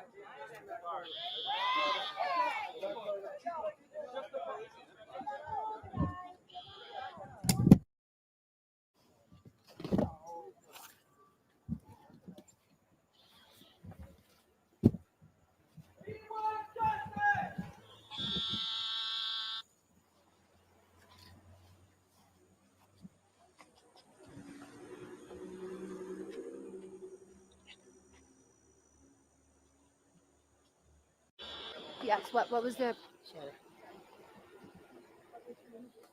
That was a little quick. Yeah, no, that was it. See anything? Yeah, I mean, I got them getting in the car and then the car driving by. How about you? I saw you pop out. Yeah. Yeah, You had to. I got them coming out. And then Yeah, I've got it's- Avis's down there. So. Yeah. I saw. Yeah.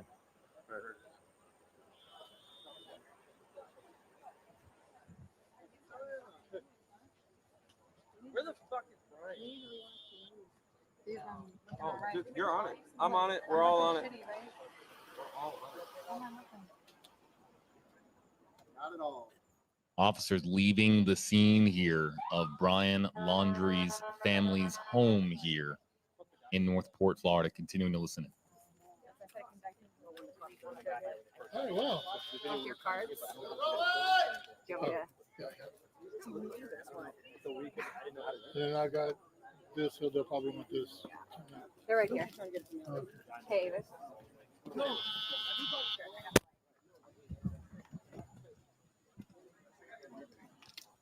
Is my angle. I don't have a lot.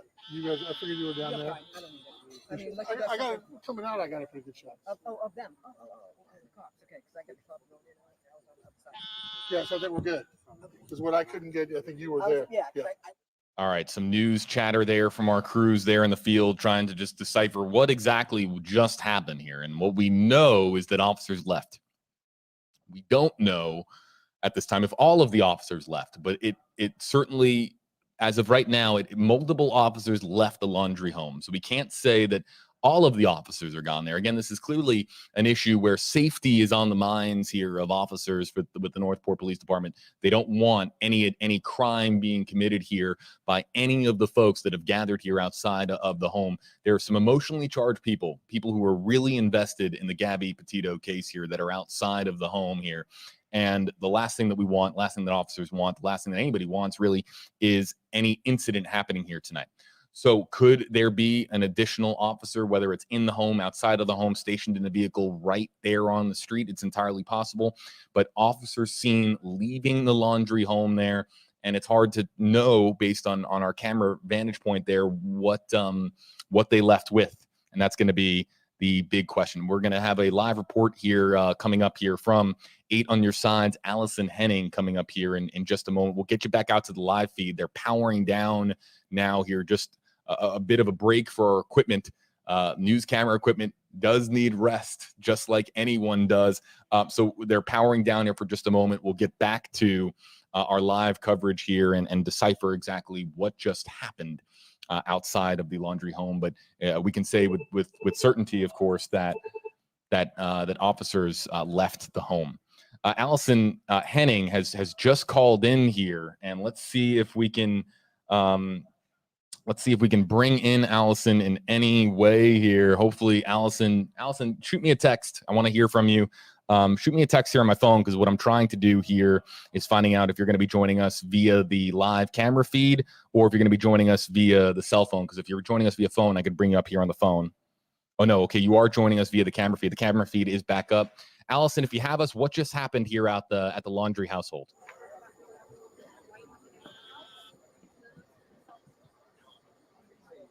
Hey, JB, can you hear me all right? I can hear you, Allison. You're live here on Facebook, Twitter, YouTube, Alrighty. and WFLA.com, the Sorry about WFLA that. app. What just happened here outside the Laundrie household? Alrighty. So just a few seconds ago, we did see 4 officers come out from Brian Laundrie's parents' home. As you remember, his family, his parents invited police here to talk to them. So this was at their request. They got here about 6:20. So it's just about 9 o'clock. So they were here for some time, but of course, there's quite a crowd out here tonight who was kind of demanding some answers, not just from Brian and his family, but from the police. What kind of conversation happened inside there? There was a minivan parked in the driveway, a police minivan, and the officers got in, they cleared the roadway, and they drove off. They did not say anything about what happened inside that home. Northport Police did tell us that they are going to be giving some sort of an update. I'm not sure if that's going to come tonight, but they said to expect an update at some point. Of course, I think everyone here, everyone at home, they want to know kind of what happened inside that home. But at this point in time, Northport Police, who left the scene here, their lips were sealed. They did not say anything about exactly what happened inside. Allison Henning reporting here, folks. And we're working on any updates that we can get in here to the newsroom, because this is a very active scene, and we, based on of course what we have here in the newsroom and what's going on here, we don't anticipate this coming to a close anytime soon. We're getting in some information to our newsroom that there might be additional developments. Don't go anywhere. We're gonna keep you posted here on the very latest here. Allison, we're looking here.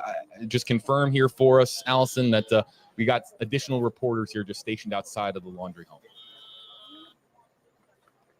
Yes, lots of reporters stationed outside the Laundrie home right now. If you look in the driveway, you can see there are 2 officers kind of standing out there, obviously earlier in the evening when this kind of all happened, when the police first arrived on scene here. Everyone kind of flooded onto their property, onto the lawn. Police pushed everyone back, and now the road is kind of filled with a combination of people from this community and news media from the area and across the country. So I think police will probably keep a presence out here for some time until things clear up. You know, obviously this is the most activity I've seen out here over the past couple of days. So it's been a lot. I think for a lot of the neighbors out here as well, it's been a lot of chanting happening. So police. Allison, been, stand by here for a moment, folks. This is a neighborhood as well. Allison, stand by for a moment, folks. We have a major breaking development here just into the newsroom. We're back in 60 seconds. WFLA Now will begin momentarily.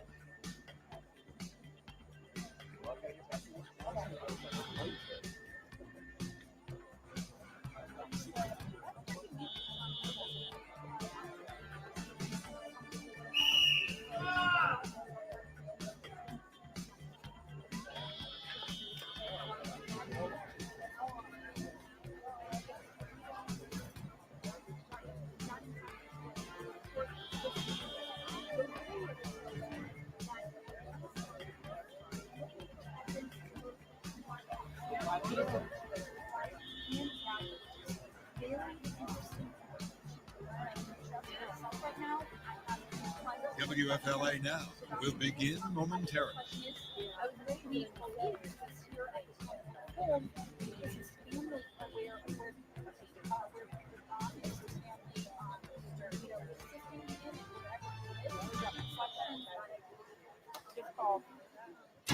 Breaking news on WFLA Now.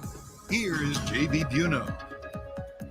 Just into the newsroom moments ago, confirmed by our sister station Pix 11 in New York, Brian Laundrie, the fiance of Gabby Petito, the person of interest in her disappearance, is officially missing.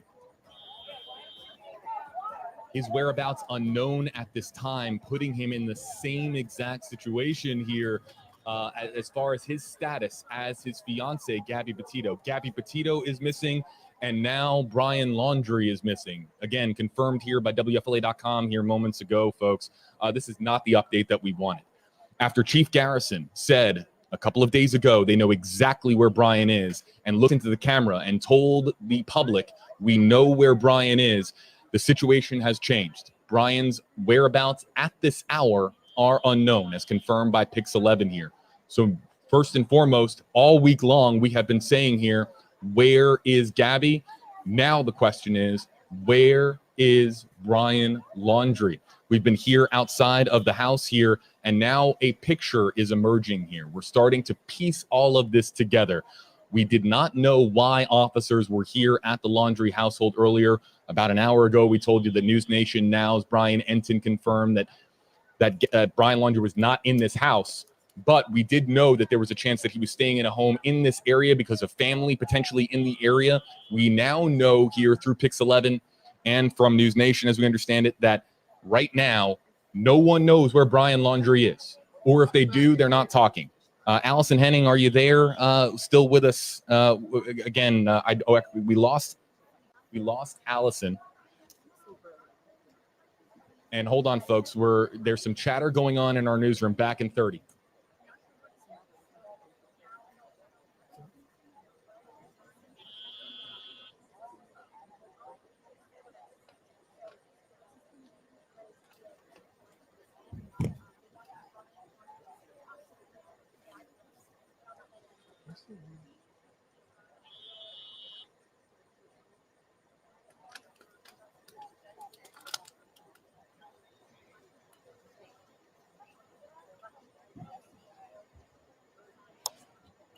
I just want to pass along some information. We just got News Nation Oh, I hate him. is in the process of confirming that Brian Laundrie is missing. But Pix 11, our sister station in New York, and again, this is a story that intersects a lot of different states.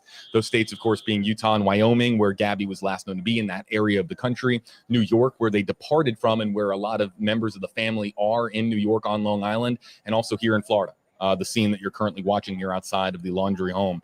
For those of you just joining us, if you're just finding us on Facebook, on Twitter, on YouTube, this story has now taken a major turn of events. Brian Laundrie is said to be missing and confirmed to be missing by Pix 11. Hey, Allison Henning, I believe, is now joining us from the scene. Allison, are you hearing anything there? Has news reached the folks that have gathered there at this scene outside of the Laundrie household that Brian is not just not in this house, but his whereabouts are unknown at this hour?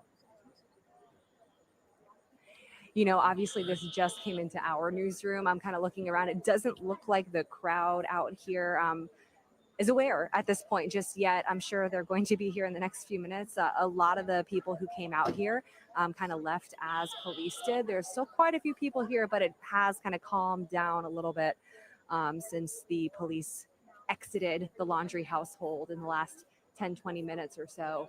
But yeah, no, at this point, not that I can see, I cannot see that anyone here is aware or talking about it in terms of, you know, people from the Northport community who are out here right now. All right, so listen, we just got in some more information. Allison, stand by here. This is on WFLA.com, the WFLA app, where you can find all this information. The information I'm about to read to you folks is from our hardworking crew here at WFLA.com. This is what we just got in here moments ago. According to Brian Laundrie's attorney, and again, I'll read the office here, that's Stephen Bertolino, an attorney's office in East Islip, New York. According to Brian Laundrie's attorney, the whereabouts of Brian Laundrie are currently unknown. The quote that was released and the statement that was released, I'll read as follows. The FBI is currently at the Laundrie residence removing property to assist in locating Brian. As of now, the FBI is now looking for both Gabby and Brian. Several members of the Northport Police Department entered the home of Brian Laundrie, the fiance of missing 22-year-old Gabby Petito, on Friday evening. Yes, that continues on here with what we are knowing now. Let's look here at the scene, and Allison, I would imagine that it's just a matter of time before news reaches this crowd that not just Gabby is missing, Brian Laundrie is missing. Let's listen in. Yeah, you know, I think it's probably just a matter of minutes at this point. You know, I should mention a lot of people have been streaming all of this on their phones. So I think a lot of people, their phones actually died. So that might be part of the reason why some folks are not getting the news quite yet. But yeah, I'm sure it's just a matter of moments here. Right now, you probably hear some hollering in the background. That's Northport Police asking people to clear the roadway. It's continued to be kind of an issue out here tonight with so many people trying to see what's going on here at the Laundrie household. Allison, if you have to run, we'll let you go here. But what are we looking at here on our screens? Looks like we've got some Northport police officers. It's very dark out here, even for me. Looks like they were just opening some sort of a box. I'm not sure if that has anything to do with what they were doing inside, or if that's just some of their gear that they were just checking on. But it doesn't look like anything major that we should be concerned about. Allison Henning reporting for us at the scene here. Again, combing through a lot of new information that is just coming in here, folks. It's Friday night. It's 9:04 Eastern time here, this September 17th. And this is now a major development in the Gabby Petito disappearance. Her fiance, the man that was with her on the road on this cross-country road trip from New York all the way out to Grand Teton National Park in northwest Wyoming, Brian Laundrie, is missing. No one knows where Brian is. And it seems it's going to make some of the moments on stream here that we were talking about earlier seem a bit silly, because we were talking about whether or not the FBI or members of law enforcement were here for protection reasons to keep this from escalating here in Northport, Florida. But we now have it confirmed from the attorney for Brian Laundrie that they were there at the house to collect evidence because they don't know where he is. So it is confirmed Brian Laundrie is missing. They were at this house collecting evidence to hopefully track him down. What's interesting about this is that this is now a missing persons case. Allison, we've been talking about a missing persons case pertaining to Gabby Petito. Now we have a missing persons case. This is not a manhunt. Brian Laundrie has been charged with a crime. His disappearance, Allison, is extremely alarming here. But again, at this time, and I just want to have this confirmed here, we have not heard of Brian Laundrie being charged with a crime. So this is now a missing persons case for both Gabby Petito and her fiance, Brian Laundrie. Yeah, that appears to be the case. And, you know, it's interesting now that the Laundrie family has invited police into their home. We saw them, of course, going through that vehicle, which, you know, now knowing that he is gone, is that his vehicle? I'm not sure. I'm not sure otherwise why they would be going into it, possibly collecting some evidence in there, obviously, based off what his attorney said, that was the reason why they were here.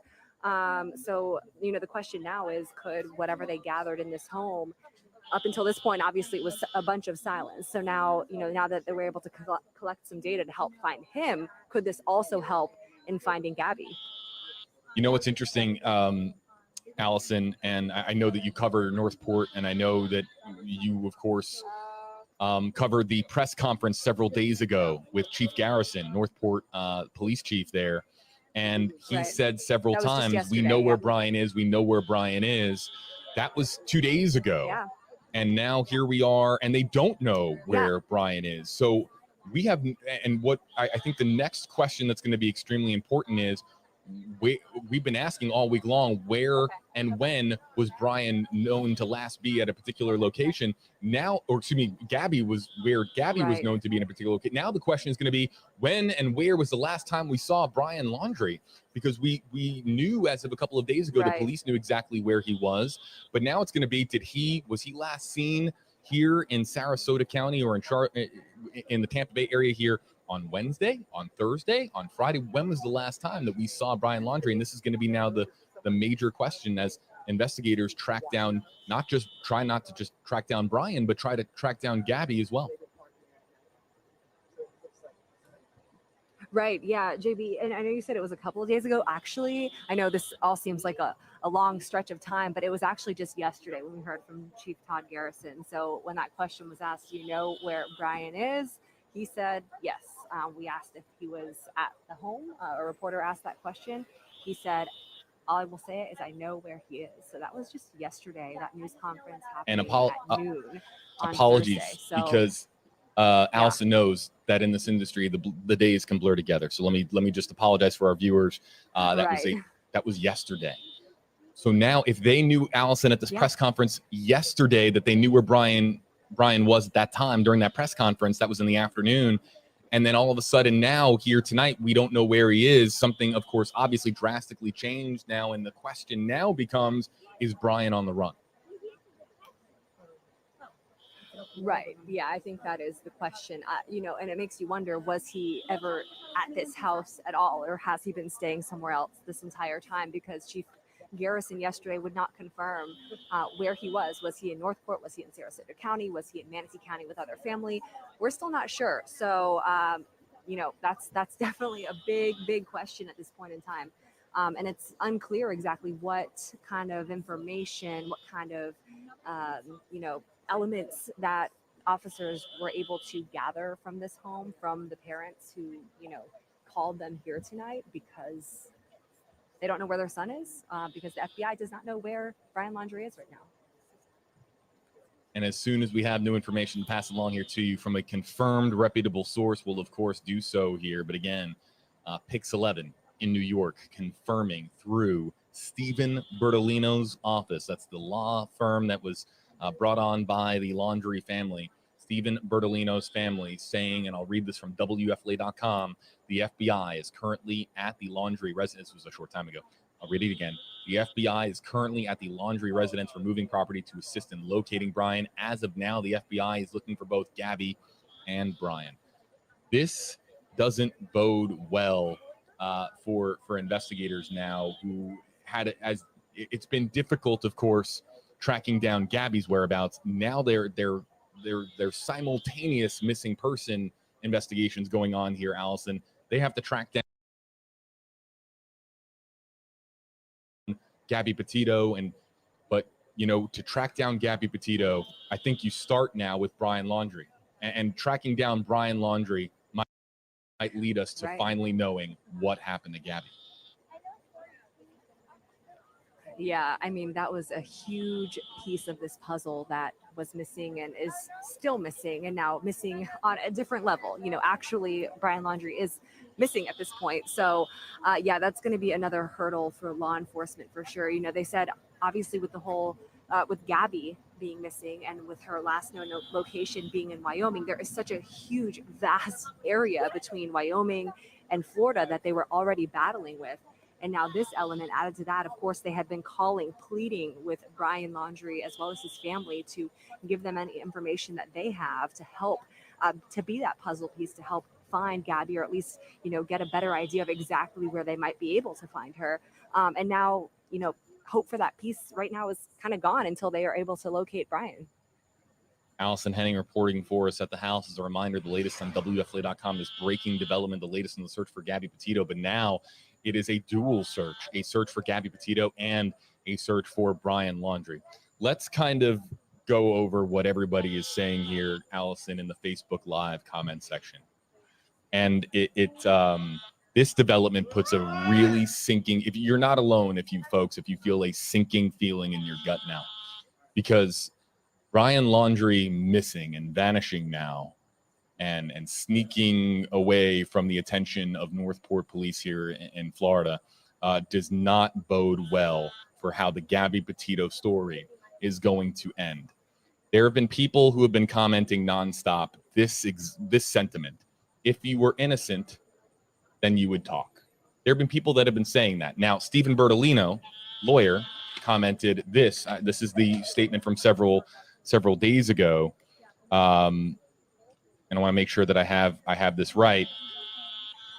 Many people are wondering why Mr. Laundrie would not make a statement or speak with law enforcement in the face of Miss Petito's absence. In my experience, intimate partners are often the first person that law enforcement focuses their attention on in cases like this, and the warning that any statement made will be used against you is true, regardless of whether my client had anything to do with Miss Petito's disappearance.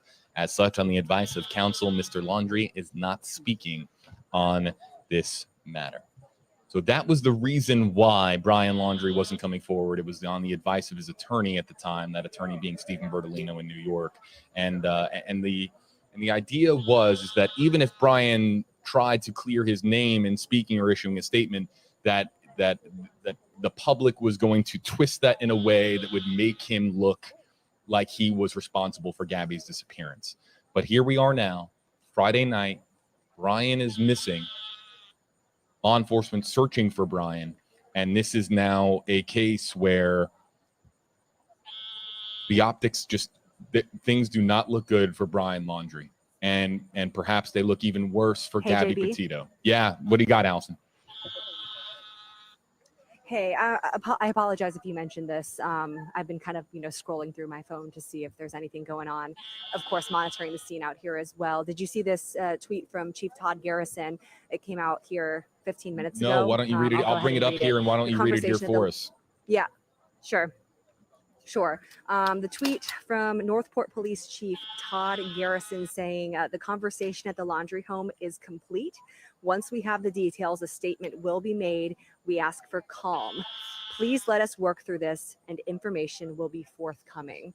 That coming from, again, Chief Todd Garrison of the Northport Police Department. And Northport Police, Allison, this is not. Let's just put it out there. This isn't good for Northport Police. Northport Police and Chief Garrison, who said that we know where Brian is, and we're keeping tabs on Brian. Basically, that was what Garrison was saying. This is now. Maybe we could. This just does not bode well for Northport Police, to say the least.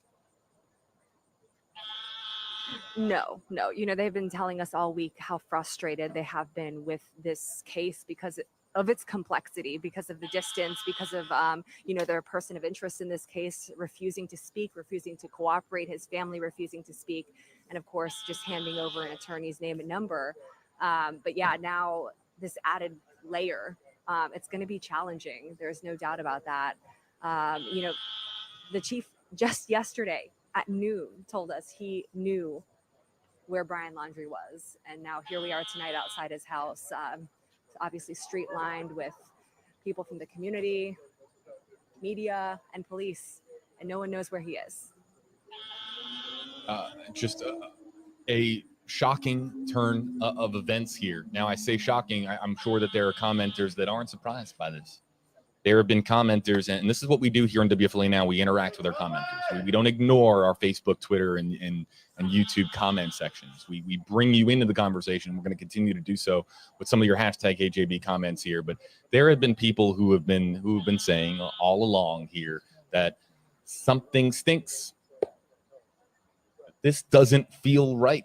That something about this is unbelievably offsetting. And why a man who says, I'm going to spend the rest of my life with you, getting engaged to a 22-year-old and seemingly being in bliss on this cross-country road trip, returns without that person, without the person that you've pledged to spend the rest of your life with by getting engaged to that person. It's just, it's all led up to this point now where now we have Brian Laundrie perhaps on the run, missing here. They don't know where he is here at this hour, for those of you just joining us. Allison, I'm going to let you get going. I know that you have work to do here as far as our 11 o'clock newscast. Is that correct? Nico Clemens is working on that right now. We were kind of holding the scene down here to make sure we didn't miss anything. So we've got our camera set up. I'm here just watching, just in case something happens. Okay, so we'll stay here with you live, Allison. And if you have to leave here and handle something there at the Laundrie household, you just kind of let us know. This is now. I think it's probably battery. Battery. We've been talking about battery all night, and battery being a concern here. But we'll continue to monitor your shot here, Allison. Let's in the meantime, we're going to ask for some more hashtag Hey JB. Hell, give us your hashtag Hey Allison comments here in the Facebook Live comment section. Allison reporting for us here. Everybody at the scene of the household. Allison, hopefully you're doing all right. You've been working unbelievably hard all week long, and a big shout out to you and your photographers for providing the coverage that you have here for us in the Tampa Bay area. So folks, we want to bring you into the conversation here. This is a major twist of events, major turn of events, major developments here in this story that Brian Laundrie is officially missing. The attorneys say that they don't know where he is. And really, this puts the chances of Gabby Petito being found safe and sound in a really difficult position. And we're hoping that there is still a slim chance of hope that this all reaches a happy ending of some kind. But with this recent development here, things are looking particularly bleak. We want to get to your comments here in the Facebook Live comment section. Use hashtag HeyJB. Hashtag Hey Allison to react to these new recent developments. We'll animate your comments here on screen. If you don't want your comment to be featured here on screen, just don't use the hashtag, and we'll let your comment scroll on by, and you can continue to converse with your fellow commenters and your fellow viewers here on Facebook, Twitter, and YouTube. But Allison, again here, things now have gotten real. Let's just make the biggest observation here from an audio standpoint. Things have gotten really quiet outside of that house. And I think by now, the folks that are outside and really plugged in on this story, they have to know at this stage that Brian Laundrie is missing and not in that house. Yeah, it's a whole lot of silence. So I'm looking down the street. A lot of the people who were here, even in the last 10 minutes, have left the area. And the few people left standing, and it's very, very dark out here, but from what I can see, appear to be people from the community. I'm not sure if they live in this neighborhood or not, are kind of looking down on their phones. I imagine they might be reading something about, the whole situation, that obviously this major development in the story, Brian Laundrie now missing, the FBI not knowing his whereabouts. We've been told, Allison, that your crew here needs to power down to conserve battery here for our 11 o'clock newscast coming around WFLA. Any final thoughts here from the scene? I think obviously I've been covering this since Tuesday. since I've been on scene. This is, I think something that nobody expected. We were all hoping that this conversation inside this house was going to be something that would be a step closer to finding Gabby. And unfortunately, JB, as you mentioned, it feels bleak. It really does. It feels like a step in the other direction in terms of finding Gabby. So, obviously we're going to keep a really close eye on it out here from the scene. Obviously staying in touch with Northport PD and see what developments we can hear from them. Obviously they will be having some sort of update for us here once they are ready for that. But in the meantime, I think they're just asking for patience as they kind of process what they're getting, into their facility right now in terms of this whole situation in Brian Laundrie, his location being unknown. Allison Henning reporting for us. You'll catch her tonight on WFLA News Channel 8. And, of course, her latest reporting on WFLA.com and the WFLA app. Hey, Allison, thanks a whole lot. And we're back here live, everybody, with you on WFLA now. And really, the situation here is unfolding rapidly. As soon as we have another live feed, our crews now have to conserve battery here. And really, the Laundrie household is... it's worth showing you, of course, if there's any developments there at the Laundrie household, but now a search is underway for Brian Laundrie, and it goes well beyond clearly just this one particular block of Northport, Florida. It goes beyond Northport. It goes beyond the county here. It's really the entire Tampa Bay area, the entire state of Florida now is going to be on alert for Brian Laundrie. And if you don't know his face, it's right there. If you don't know his face by now, you haven't been online a whole lot the last several days. This is a story that I've talked to people everywhere who, even folks that I know personally that aren't usually plugged into the day-to-day news cycle, if you will, and that know about this story. So Brian Laundrie's face is everywhere. Gabby Petito's face is everywhere. People are looking for Gabby, and now they're certainly looking for Brian Laundrie here. Let's get to some of the questions here in the Facebook Live comment section and on Twitter, in the replies section on Twitter, as well as on YouTube Live to our YouTube audience. You guys are the hardest because your comments are scrolling through so fast. It's hard to spotlight your comments, but we're going to do our very best here to answer questions and continue to have a conversation here for you. But let me make this perfectly clear for our audience here joining us. We have access to a lot of feeds. If I could swivel my camera around, I would show you. We have a lot of feeds here, or at least access to a lot of feeds. If something develops, I hit 2 buttons and we're there live. So stick around here for us. The reason is now because we've now entered this very bizarre phase where everyone is fanning out as far as law enforcement to look for Brian, and it's going to be expansive. And we don't know how long the search is going to take, but at least law enforcement have a starting point here. With Gabby, you're talking about national parks. You're talking about a very vast area of the country. With Brian, he drove the van here as of 24 hours ago, or let's say 30 to 36 hours ago. Police knew where he was. So there's a starting point there. And you would imagine that with enough agencies involved, the FBI, state police, local police, really the entire world looking for Brian Laundrie, that they are going to find him. But I will say this. There have been some comments here in the Facebook Live comment section wondering about Brian Laundrie's mental state. And with the entire world knowing his name and not knowing it for a positive reason, there have been a lot of, I'll just say this, there's a lot of concern here in our social media comment section for Brian's mental state right now. And as I remind you, and most of the comments that I have seen, without putting them up here on screen here, because some of them are very strong worded, and we're going to try to keep the train on the tracks, as I call it. There are a lot of people here that want to find Brian alive because they want to find Gabby. And because Brian is the one who has the most information as to where Gabby might be. So if something happens to Brian Laundrie here, the situation could really worsen as far as the Petito family's hope of tracking down Gabby Petito. So I'll just say that there's a lot of comments here, concern for the mental well-being of Brian Laundrie here. And it's really wholly centered on finding Gabby Petito right now, because escaping and going missing doesn't help your situation. It doesn't help your situation for Brian Laundrie. This dramatically makes things worse. And we were talking about this in the comment section a short time ago. We were talking about it on several streams. Somebody asked me about the Cancun thing. We mentioned here on stream that because Brian is a person, we're getting into semantics here. Brian being a person of interest, not a suspect, and not being charged with any crime. I asked on stream here, and we had a conversation about it yesterday with our team, our entire panel here. If Brian booked a plane ticket for Cancun, could he legally leave the country and go to Cancun and go and travel internationally? The answer is yes, because he's a free man, and he's a person of interest.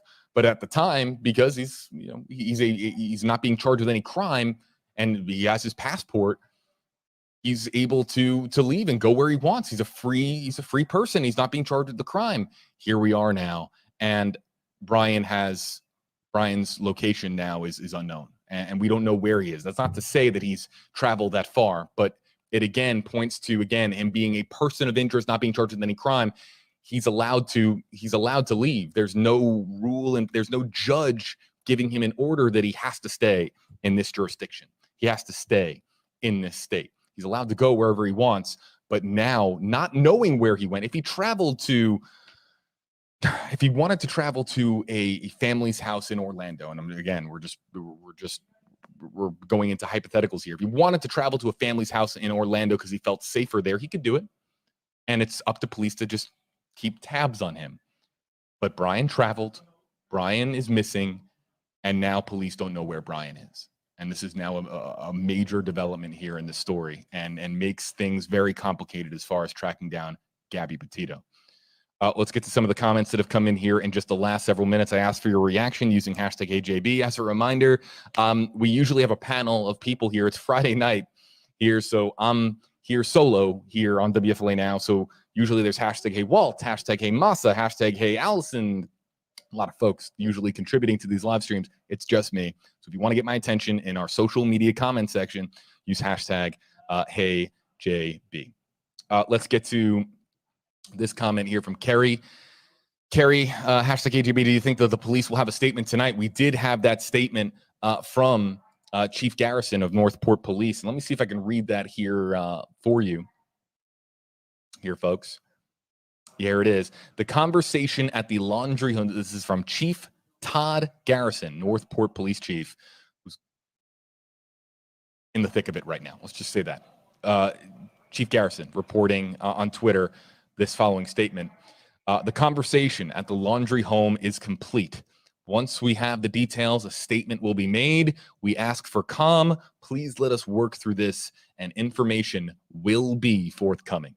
And then, of course, he tagged Northport Police.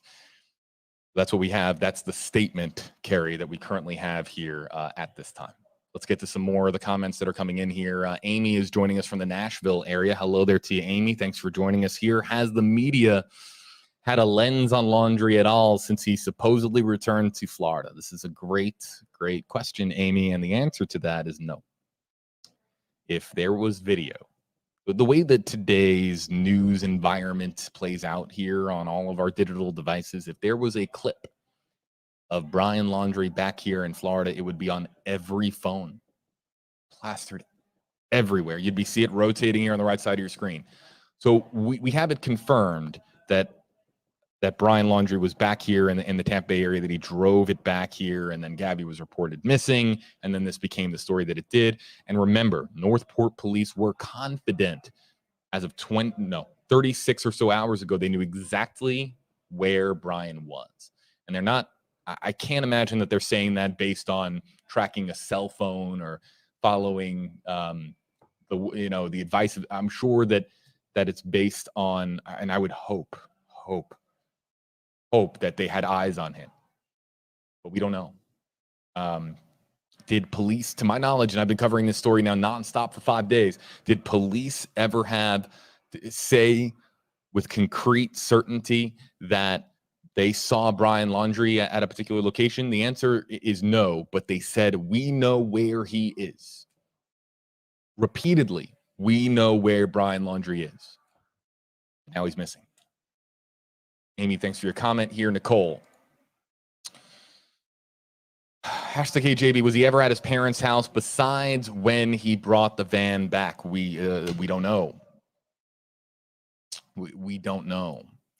What we have heard is that there are that there's members of the Laundrie family that live in Florida that that we had heard that there was a chance that Brian was not staying at the house for his own safety, that he was staying at a family member's house. That is something that, of course, I believe that, of course, law enforcement knew that. That they know the Laundrie family at this point like the back of their hand, as far as knowing all of the particular places that Brian could be, or at least that was the case several days ago. But was he ever at his parents' house besides when he brought the van back? We don't know. By the time that this was on our radar, Brian Laundrie eluded the cameras that are in everyone's pockets, the news cameras that are stationed outside of his house. So was he ever there? We don't know. Well, besides when he brought the van back, we don't know. But the van was there. The van was there, and it was there until police took it. Dana Shepard. Oh, and we're going to throw up Dana's comment here. And Diana's next. Hashtag AJB, how in the world do you lose the only person that has any information on this poor missing girl?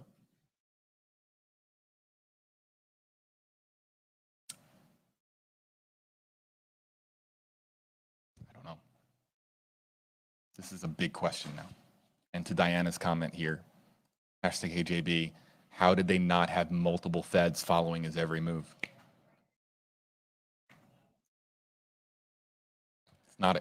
This isn't good, folks. It's not good. And these questions now, we talk about Florida's finest. We talk about how dedicated members of law enforcement are. But let this be a reminder here, folks. I have close friends that are in law enforcement. Everyone makes mistakes. This is clearly a major mistake by law enforcement. Just there's no way to sugarcoat it. And I think that if you had a law enforcement officer with Northport Police right now on, they would say, yeah, this isn't a bright light on law. This has been a very complicated case from the beginning. But with the entire world knowing about this story, with multiple agencies involved, how did Brian Laundrie get away and slip out of the hands of investigators? Now, let's also keep in mind here that at any moment, law enforcement could say, "Hey, found him. He's here. He's there." And they could be at the scene of a Laundrie family house, or a friend's. Maybe Laundrie has a friend here in the area that he's staying with, and they're combing through all those leads right now. This is a lot of folks here are being extremely critical of law enforcement here, but everyone makes mistakes. This is clearly a black eye on this story here, as far as the law enforcement and how they've been handling it. There have been people that have been very critical of our legal system here in this country over the last several days, because of the fact that they couldn't bring in Brian for questioning and they couldn't charge him with a crime. I had just to go over kind of how emotionally invested people are in this story. I don't think that people fully understand some of the stuff that gets thrown our way here in the social media comment section. I had one woman a couple of days ago demanding that Congress rewrite the U.S. Constitution so that Brian can't invoke his constitutional right to remain silent. Rewrite the U.S. Constitution to find Gabby. That was what a woman said. I would put the comment on screen, but I can't because it didn't have a hashtag. But that's how emotionally invested people are in this story. And they feel, and I know that a lot of you in the comment section, I'm reading those comments right now, a lot of you feel that this is a very bad day for law enforcement, and it's a very bad day for our legal system, because these two clearly go on a road trip together. One comes home, one doesn't. Writing's on the wall. So it's and you'll have to forgive me, folks. This has been several days now of reading through thousands of your comments. It's part of my job here at WFLA and on WFLA Now is to read through your comments and bring you into the conversation here. So Diana's comment here as well. This is a comment that a lot of you are asking. No service in Yosemite takes on completely new meaning. No service in Yosemite was the last text message sent from Gabby's phone to Gabby's mother. And Gabby's mother said, this isn't right. Something doesn't add up. This doesn't feel like Gabby. Now here we are, and everything is possible. Anything is possible at this point. But really, let me just echo this one statement here before we continue reading comments here. Prayers still for Gabby being found alive. I know that this recent development doesn't bode well for that outcome, but still sending prayers here. We're all human. Us reporters here, we're human, and hoping that Brian is able to provide information once he's tracked down, to provide information to find this 22-year-old girl safe. I know that there are a lot of people out there who are skeptics, and quite frankly, you can't blame anybody who's a skeptic right now. That you know, as far as Gabby Petito, but just I'm gonna try. And I know that people out there hopefully are nodding their head in agreement, just trying to maintain even a shred of hope that Gabby is found alive here. Diana, thanks a lot for your comment here. Let's get to Bry Wheatley. Hey there, Bry. Hashtag KJB. If the family requested law enforcement / the FBI, I'm wondering if the family is worried that he was there and then left without anyone knowing. Now they are reporting him missing. So let's go over the situation here. And this is from Northport Police on Twitter. They said that the Laundrie family earlier today, requested law enforcement at their home. The major 180 from where we were even just earlier today and this afternoon. The Laundrie family wanted Gabby, the Laundrie family wanted law enforcement to come to their home, and now we know why. Brian's missing. Now, it's a parent's instincts to protect their child. So there's two scenarios here, and there's only two scenarios here. Let's focus on Brian Laundrie's parents here for a second. There's only two scenarios. They know where Brian is, or they don't know where Brian is. Now, I've had some comments here in previous days saying that, you know, parents who have been commenting at me saying, I would do anything to protect my child.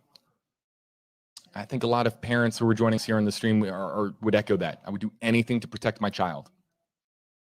So again, two scenarios here. Brian Laundrie's parents know where Brian is, or they don't. They know where Brian is, and they don't want to reveal it because they're trying to protect their child, or they don't know, and they're extremely worried about what happens next. I think really in either outcome, they're extremely worried about what happens next. But you understand what I'm getting at here. Laundrie's parents now are completely enveloped in this story. They were already, but this is now directly with them, as far as them being here. And you would hope that it's the latter. You would hope that what they were doing when they hired the attorney, when they hired Stephen Bertolino from New York to represent Brian, or when they brought in, whether they hired him or not, it was pro bono, when they brought in Stephen Bertolino to represent Brian, that they were doing it with Brian's best interests in mind. We've had every attorney on here, and every attorney has said on our air, on WFLA, that this is what you do. You protect your client. You invoke the Constitution is there for a reason. It protects you, and invoking, you can't be mad at the attorney for invoking a constitutional right. That's the right that all of us share. You're no different than Brian in this one respect, in that you have the same rights that he does as an American citizen. So you can't be mad at the attorney for representing him and giving him the best legal advice and the best legal counsel possible. But here we are now, and Brian is missing. And so the parents that brought on this attorney, the attorney who made this decision to, of course, and the attorney making the decision, I'm sure, with his client in mind, making the decision to invoke their constitutional right to not speak, the attorney is doing, what he must. But now the parents' involvement now is directly part of this story, directly part of it. And we don't know whether Brian's disappearance is something that the parents knew about or didn't know about. And that's going to be a matter of speculation, and already is here. I see the comments coming in here. People speculating that, did the parents know that Brian was going to go off the grid because he's off the grid. Do you know how hard it is to go off the grid? Can we talk about that for 1 second? Do you know how hard it is to escape authorities when they know where you are? When you are you have the Federal Bureau of Investigation on you. You have multiple agencies, the feds, you have your local police on top of you, and they know exactly where you are.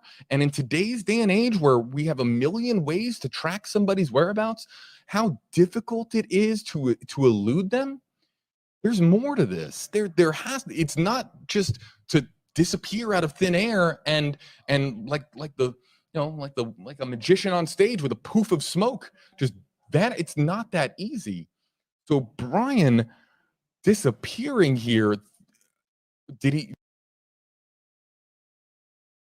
Brian disappear alone? How Brian managed to vanish off the grid and elude authorities, was that done? Was that done with help? Did somebody help Brian elude authorities? These are questions now that have to be asked. Aiding and abetting. Accomplices, these all now become, this all is now part of the subject matter with this case.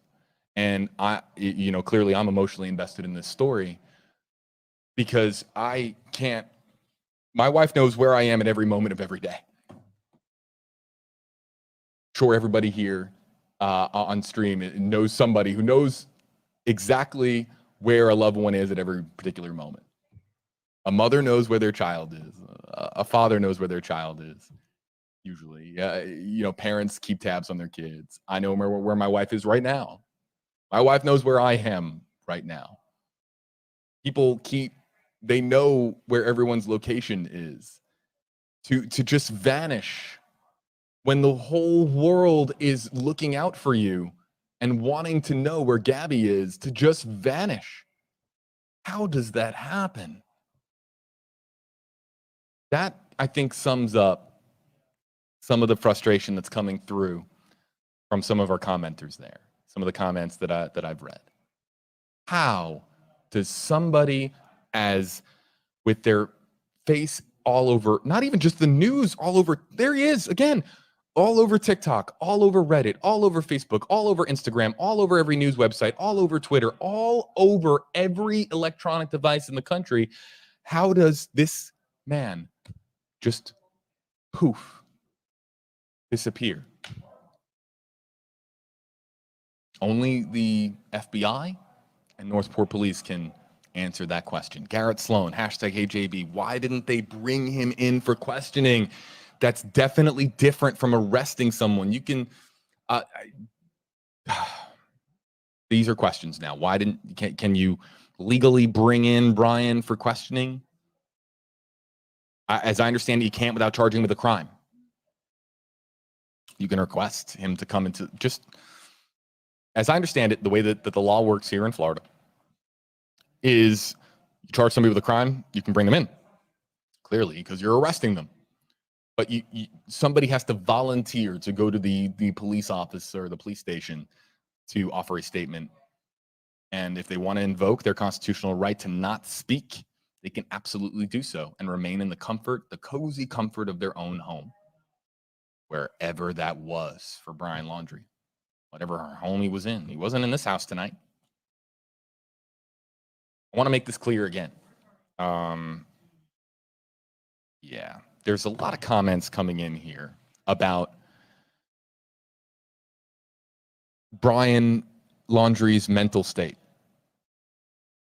If Brian Laundrie is responsible for Gabby's disappearance or something tragic and sinister that happened to Gabby Petito, and that's your fiance, whether it was intentional or unintentional, whether it was an accident on the roadway or whether he planned to do something premeditated, in that scenario here, guilt on the conscience and the entire world knowing his name and her name, you have to wonder what his mental state is like. And there are going to be people that are going to discard that. Oh, his mental state. What about Gabby? What about Gabby? Well, that's exactly the point that I'm getting at. Is that, and I'm really our commenters are getting at because I'm reading them here. He is the key to unlocking Gabby's whereabouts. So his mental state is crucial right now. Brian is at the center of all this. And if you don't find Brian, maybe you don't find Gabby. So his mental state right now is key. Is key. And it's oh man, you know, see here again, Donna Chang here just a moment ago in our Facebook Live comment section, #AJB. Then that law needs to change. He was the last person to see her. He's a person of interest. If they can't speak to him, then that needs to change. Does the law need to change? We've had laws created based on terrible stories. You all know what an Amber Alert is. This is one of those stories where could something have been done sooner? Just like with Amber Alerts, right? Could something have been done sooner? You know, does the law need to change? Let me know. Let me know in the comment section here. Now there are going to be people who are going to see that as egregious, changing the law. But can we be better? Can we be better as a society, as a country, to enable us to have the tools to bring stories to more happy endings and fewer tragic, horrific, terrible endings that leave families demolished for decades? Can you imagine the Petito family? How do they go forward from this? People move on, I suppose. But the Petito family, this will define them, or at least I can only hope it doesn't. But as far as everyone knows Gabby's name, everyone knows this story. The family has been in front of the cameras, pleading with the public for help, and this is a story now that has demolished the Petito family, and we'll find out more about the Laundrie family's perspective here. Their family, of course, clearly the entire Laundrie family is suffering. But we'll be able to shed more light on their perspective here when we know more of the facts. But really, the Petito family here is the one that has just been begging for anything. Point to a spot on a map. Tell us where to look. Is what the statement said yesterday. Give us an idea. Just give us latitude, longitude. Give us an idea as to where to search for our daughter. Was their statement, in essence. And so your hearts go out to the Petito family. Oh, okay. Well, Herbert, #AJB. Brian isn't truly eluding the police if he's not being charged with a crime, correct? Yeah, I'm sure he went to the local IHOP for a meal.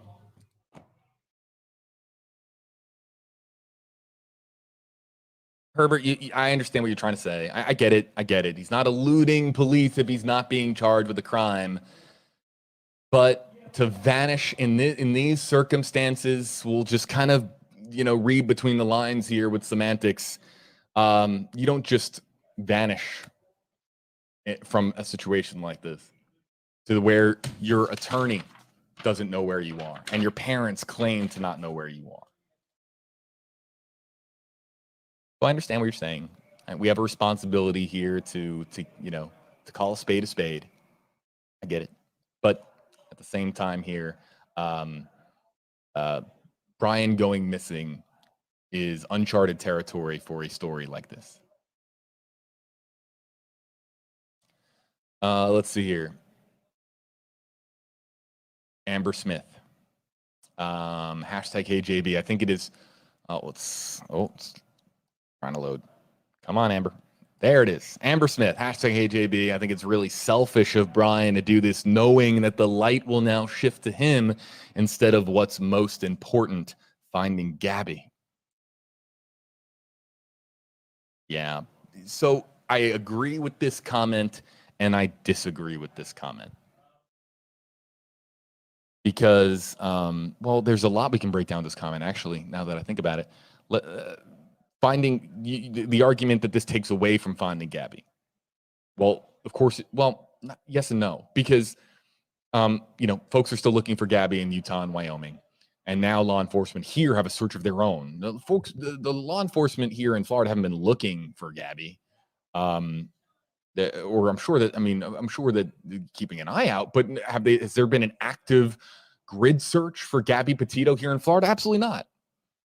So, but what I'm getting at here, Amber, is that we might be closer. As crazy as it sounds, there is a scenario that is at play here where we are closer to finding Gabby now. Because if law enforcement does their job, and I am confident. I am confident in law enforcement to do their job. They're going to track down Brian. And now the question is, what can you do about it? What can you do? We have an update here, folks, back in about 60 seconds here on WFLA Now, back here in 60 seconds. We might be getting an update here on something in our newsroom, and I don't have a live feed to go to here, so folks, we'll just be back here in just a moment.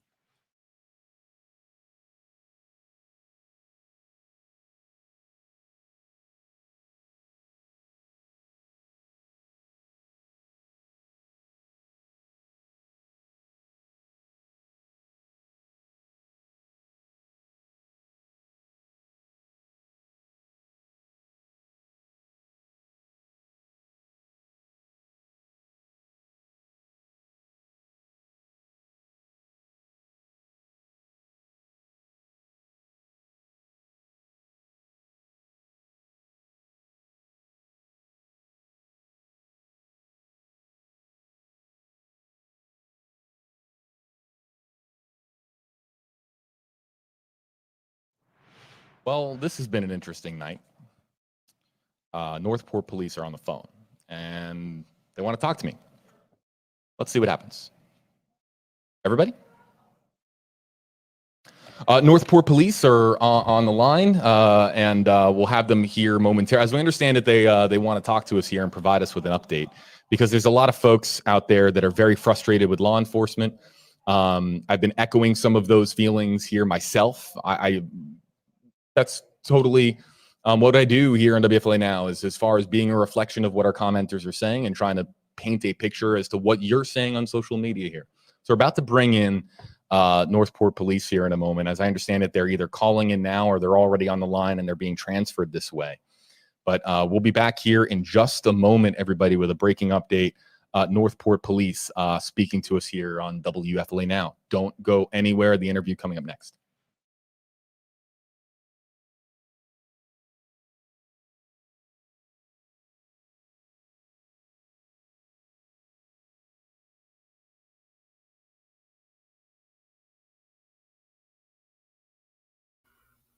Holy crap. Holy crap.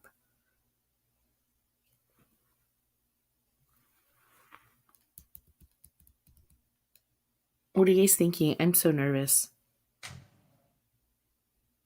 Obviously, they have something to tell him. I'm pretty sure they're going to play it live. They have to, Mamma Mia. Breathe. Breathe. I have to remind myself to breathe. Is there any way she's alive? Like, her dad said that. Folks, again, awaiting Northport police coming in here. Stand by.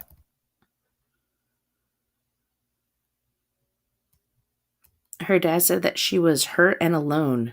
And I'm not trying to read into his words too much, but I'm like, do they know? Do you think he maybe just hurt her and left her somewhere? I really hope there's some sort of answer, a resolution. I hope this guy just doesn't go and off himself and leave us all in the wondering, like, of what happened.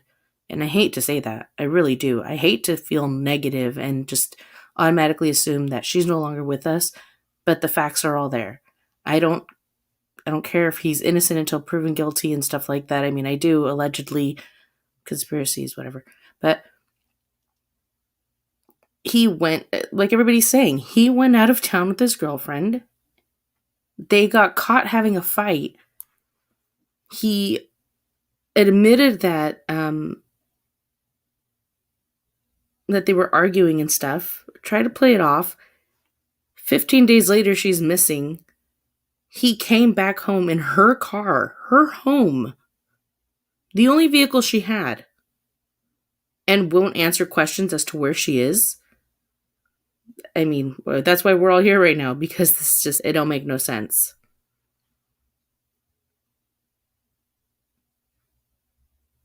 There is a lot of people looking Hey for there, him. folks. JB Buno here with you live on WFLA Now. We have Northport Police spokesperson Josh Taylor on the line here. We're going to be getting to him coming up here in about 60 seconds on WFLA Now. We're beginning a new stream here to engage a new digital audience here because we want as many people here to be able to hear what Northport Police have to say here regarding Brian Laundrie's disappearance. So that's coming up here next, everybody, on WFLA Now. Don't go anywhere.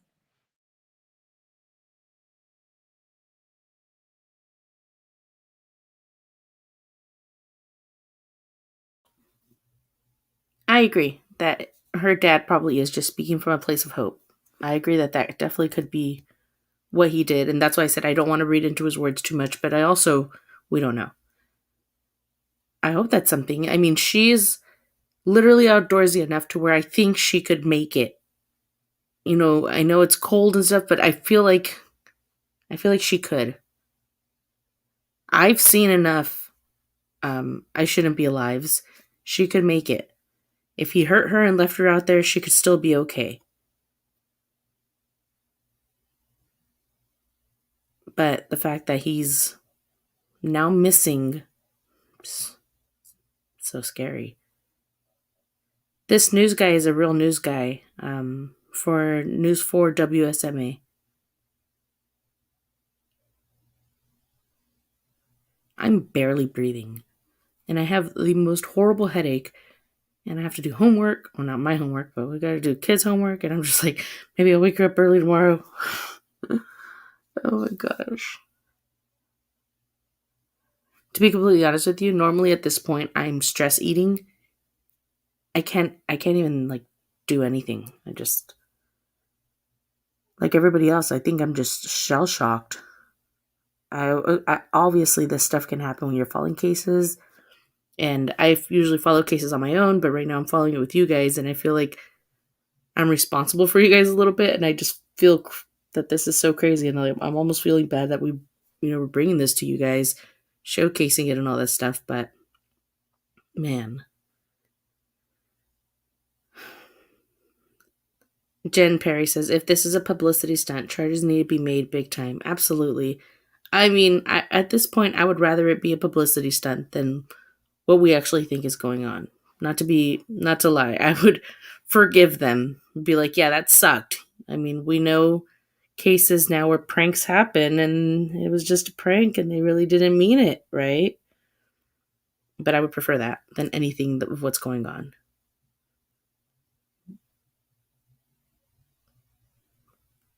Paul T, I'll take care of myself. I should probably take a Excedrin, but I'm really bad at taking pills. I don't take anything, not even vitamins.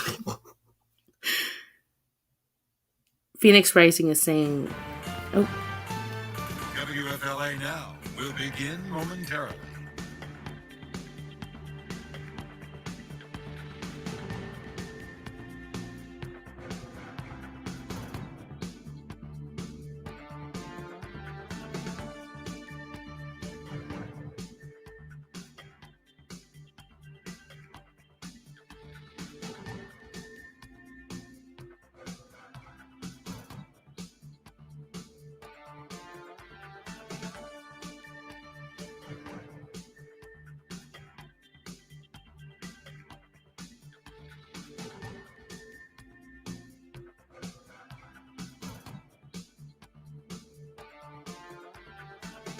WFLA Now will begin momentarily.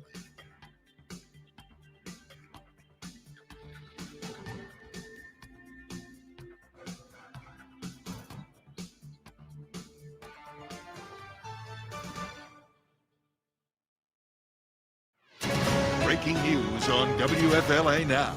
Here's JB Buno. A major turn of events in the search for Gabby Petito, as Gabby Petito's fiance and the person of interest in her disappearance, Brian Laundrie, is missing, according to a report from, of course, our sister station Pix 11 in New York, as confirmed by WFLA.com through the attorney of Brian Laundrie. Joining us here on the phone here, folks, is Northport Police spokesperson Josh Taylor. You've been seeing Josh on many press conferences. It's been a long week, of course, for the Northport Police Department. Josh, first and foremost, let's just get to the latest here. Can you confirm at this time that you do not know where Brian Laundrie is located? That is it. And at this stage, Josh, can you paint a picture as to exactly what happened here and when you lost track of where Brian Laundrie was located? Sure. So the information that we were given is that Brian was in the home there on the street. Brian is not wanted for a crime. We do not track residents. We wouldn't put, any type of device on him or anything like that. He can go to the store. He can go wherever he'd like. We have been trying to contact his family and him for the last 6 days, as this nation has waited for an answer for where Gabby's at. His family attorney contacted us this evening saying that the family wanted to speak with us for the first time and wanted to tell us that they are concerned that they have not seen Brian. We arrived to a media circuit out in front of that home, and we are conducting that investigation into the credibility on where Brian is and what his family is telling us. Now, that's what we know. And we've been listening to media outlets, and there seems to be some sort of insinuation that we were not truthful about anything in this case. And I don't even have to ask about what it is, because I can tell you that that is not the case. This is not a black eye to the Northport Police Department. The men and women of this police department have been busting their ass to find an answer. Anyone who would say different doesn't know what the hell is going on. We understand that this is a complicated case, Josh. And again, for those of you just joining us, I'm the comments that we're talking about earlier. And Josh, I just want this to be known here. This is a part of my job here is to explain how people are feeling out there based on some of the comments that are coming through on social media. And tonight there have been some people that have been extremely critical of the Northport Police Department and of the FBI, really of law enforcement here in Florida. I really, first and foremost, I appreciate you joining me here to kind of just explain with where we are. And again, a lot of comments out there that are very, very critical of how everyone in the world has. You might be surprised that Facebook comments don't really do a whole lot for the facts in just about any situation in life. But Josh, it's not just the Facebook comments. You had people out here outside of the home screaming at law enforcement all night. So this is not just one of those stories that's just on people pounding keyboards. Look, I get it. I know that people are passionate, but I don't know who the hell goes out to a house to scream at a family when we're in the middle of an investigation that could result in the death of a little girl. So I got some questions about them as well. But at the end, the focus in this case is about finding Gabby. I can tell you that we're doing everything that we can. Anybody who knows where she's at, and now anybody who knows where Brian's at, please give us a call, 1-800-CALL-FBI. That's the focus. Focus isn't on what were we doing for Brian. We'll deal with Brian. We will deal with him. We have to find Gabby. I want to ask this question on behalf of our WFLA News Channel 8 team here, Josh. Did the family call Northport Police and say that they haven't seen Brian since Tuesday? And if so, what time frame on Tuesday? When is the last time the parents saw Brian based on what we know here tonight? Well, you're right. And I appreciate that question. I don't know that we're going to be breaking that news right here. The detectives have been back, police department from that location for 45 minutes. We're going to get together. We're going to figure out the details. We'll work every ounce of it. There is no stone left unturned in this case. And we'll have that information. We believe me, we are as transparent of a law enforcement agency that there is on this planet. And as soon as we can get something out that we think will help find answers in this case, there's obviously things that we know about that we're not just running right out to whoever to explain and give some of those details out. We have to hold back some of that information, but we try to get it out as quickly as we can, as accurately as we can, in order to help. The final goal here is to find Abby, and if we need to make somebody pay for what they've done, we'll do that too. Josh, it was 5 minutes before you called in here. And again, Josh Taylor, everybody with the Northport Police Department joining us here on WFLA Now to address all the folks that are joining us here regarding Brian Laundrie's disappearance. I was saying here that I have high confidence in law enforcement here in Florida. I have high confidence from federal, state, local authorities that you're going to track down Brian, that you're going to do everything at your disposal and use every tool and means necessary that you can to track down Brian Laundrie. But my question is, when you do track down Brian Laundrie, what next? What legally is the next step? Because does anything change if you can track down Brian now? At where we were last, he was a person of interest. You could not arrest him or charge him with any crime. So if later on tonight, if you were able to, with 100% certainty, track down where Brian is tonight, what can you do from that point forward? If we track Brian home, his parents have reported him missing. If we find Brian this evening and pick him up, we're going to drop him back off at his parents' house. We'll attempt to talk to him about this case. He has the Fifth Amendment right. The Constitution, we don't rewrite it here in Northport. So we'll go through that, and we will make it an opportunity again for him to talk. We'll find, at the end of the day, we're going to find the answers in this case. We're going to find Gabby, and we're going to find whoever hurt her. Josh, again, I want to just kind of speak to again some of the commentary that is out there, and again, part of my job here, I want to make this clear for all of our audience. In all due respect, we love our community and we appreciate their input. But right now, unless they have a tip to help us find Gabby, I don't care their opinion on this issue. We are trying to get you. Do you have some info or don't? All right. And look, I appreciate you putting me on. Yeah, and I just wanted to let you know again, because this is a story that has grabbed the attention of countless people across the country, that again, it's about giving voice to those people that are clearly frustrated with where we are, and that Brian hasn't given his side of the story, and now we don't even know where Brian is. So I just want to again point this out, that it's my job here to give voice to those who are watching here now. It's what I do here as far as representing them.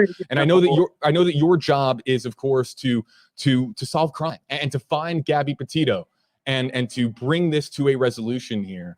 But what do you say for all the commenters here that want there to be progress here in this case? I understand that this is one of the most complicated cases. One of the most complicated cases that I've covered, and I'm sure it's been complicated for your office here. But what do you say to all those people out there that are just wanting Gabby to be found and want there to be a resolution to this story that we can all get behind? Well, if it's any solace, we have every tool known to man in law enforcement at our disposal. We're working with the FBI, multiple locations, and we'll get answers. It's obviously very complicated. We have a huge potential for possibilities in this case. And we want to make sure we get it right, because we need to find Gabby, or if something happened to her, we need to make sure that whoever did it pays for it. So sometimes that slows the process. Not a bunch of cowboys, not going to go up in there and start breaking the Constitution and doing all sorts of things. We have to make sure that all of this holds up in court as well.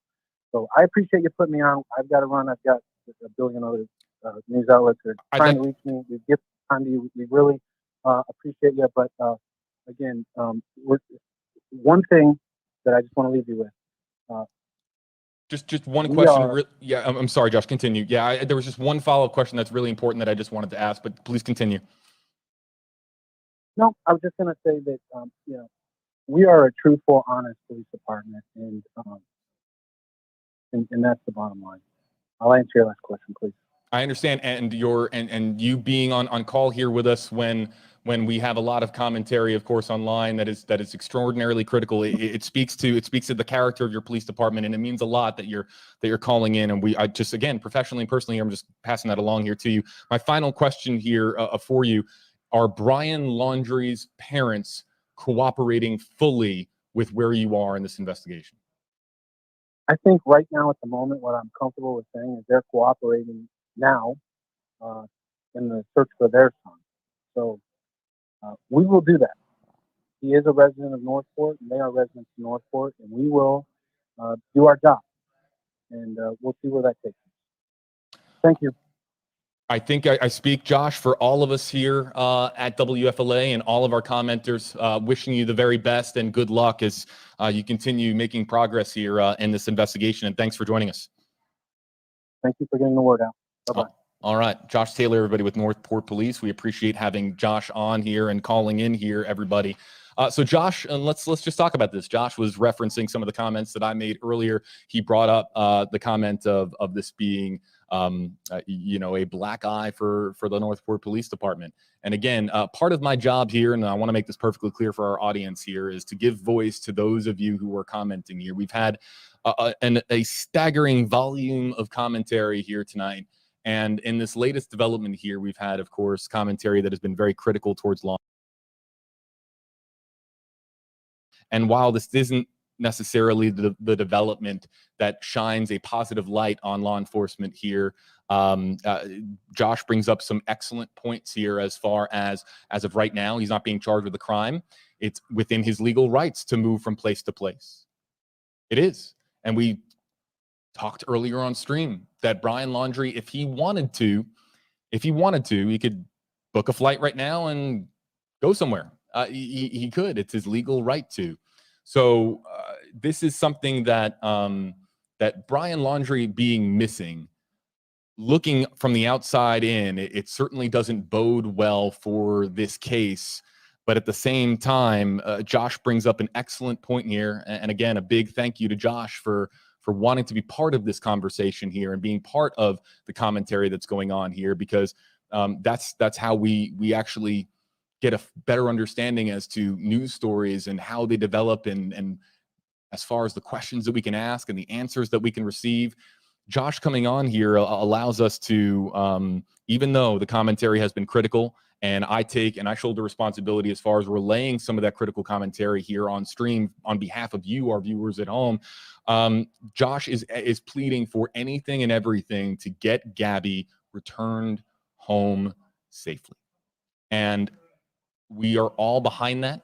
And if Josh has seen any of our previous streams here, every stream has been done with the intention of sharing out this story to increase exposure and increase the chance that Gabby is found safe and sound. We're not at that conclusion right now. But Northport Police are part of the solution, not the problem. And make no mistake about it. And Josh Taylor coming on here to speak with us is indication that he wants to be part of the solution, and a solution that we can all get behind. So again, a big thank you to Josh Taylor for calling in here and wanting to defend the Northport Department here from some of the commentary that has been out there. Again, when I put that into perspective here, as far as summing up some of the comments that were coming in here, that was what people were commenting. As far as we had some very, I only put up on screen here comments like this one here. And I'll bring up this comment here, like from Diana. I only bring up the comments that are appropriate. Do you know how many comments we get that are inappropriate, that are really nasty and vulgar? And it's social media. It's not a surprise. People are going to be nasty in the comment section and pound words into their keyboard that otherwise they wouldn't say in real life. But it's my job here to try to sum up those comments and portray them in a way that is air appropriate and that is accurate and faithful to our commenters and what some of them are saying. most of the time when we're talking about a particular issue, there's two sides, and I try to sum up the argument for both of those sides. And when we do that here, sometimes we can throw comments up here on screen that sum up the comments and do my job for me, and other times it's difficult because of all the F words, S words, B words, and all the nasty words that we can't throw up here on screen. So there have been some, listen, I apologize for this being the fact, but the fact of the matter is that there's some very, very negative commentary towards law enforcement tonight. But I want to make clear what I was saying before Josh called in. I have a high level of confidence in Florida's finest. This is going to end with them tracking down Brian. I'm confident in that, and they're going to do everything that they can to bring this to a resolution. I said that on stream before Josh called. I'll say it again. I have high confidence in the Northport Police Department. I have high confidence in the FBI, and I have high confidence for the hard-working men and women of law enforcement here in the state of Florida and across the country. The commentary tonight towards law enforcement has been a bit negative that we have seen here in the comment section, but I have faith, and I think that everyone here should too, because Gabby's been missing for many, many weeks. Brian's been missing for much less. So let's hope that Brian Laundrie can be tracked down and he can provide us with some clues, even though legally here we don't know where this goes now, but if they do track him down. But let's hope that Brian Laundrie can be tracked and eventually brought to speak and reveal what he knows, about Gabby Petito's disappearance. I know that we're live for a lot of folks here on WFLA Now, on WFLA.com, on WFLA's app, on all of our social media accounts here. We are going to be stepping away. We've been live here almost 3.5 hours without a water break. It's been a very, very long night. I'd like to continue. You know what, folks? What we'll try to do is we'll try to come back. Maybe I'll take a little bit of a break here. We will try to continue to answer questions here and in a little while. But we're going to take a little bit of a brief break here on WFLA Now. We're going to play some of the clips from our earlier streams here for our audience, and we'll try to come back here live at some point to answer questions here in the Facebook Live comment section. More ahead here coming up here live on WFLA Now.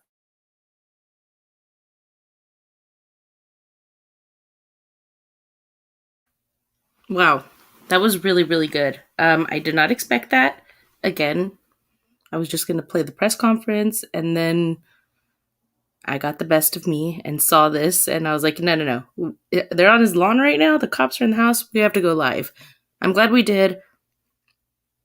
We're left with more questions than answers, as per always. I feel like true crime is just getting deeper and deeper. But the truth of the matter is, this guy left his girlfriend behind, and we are looking for her. Everybody is looking for her. She is all our sister right now.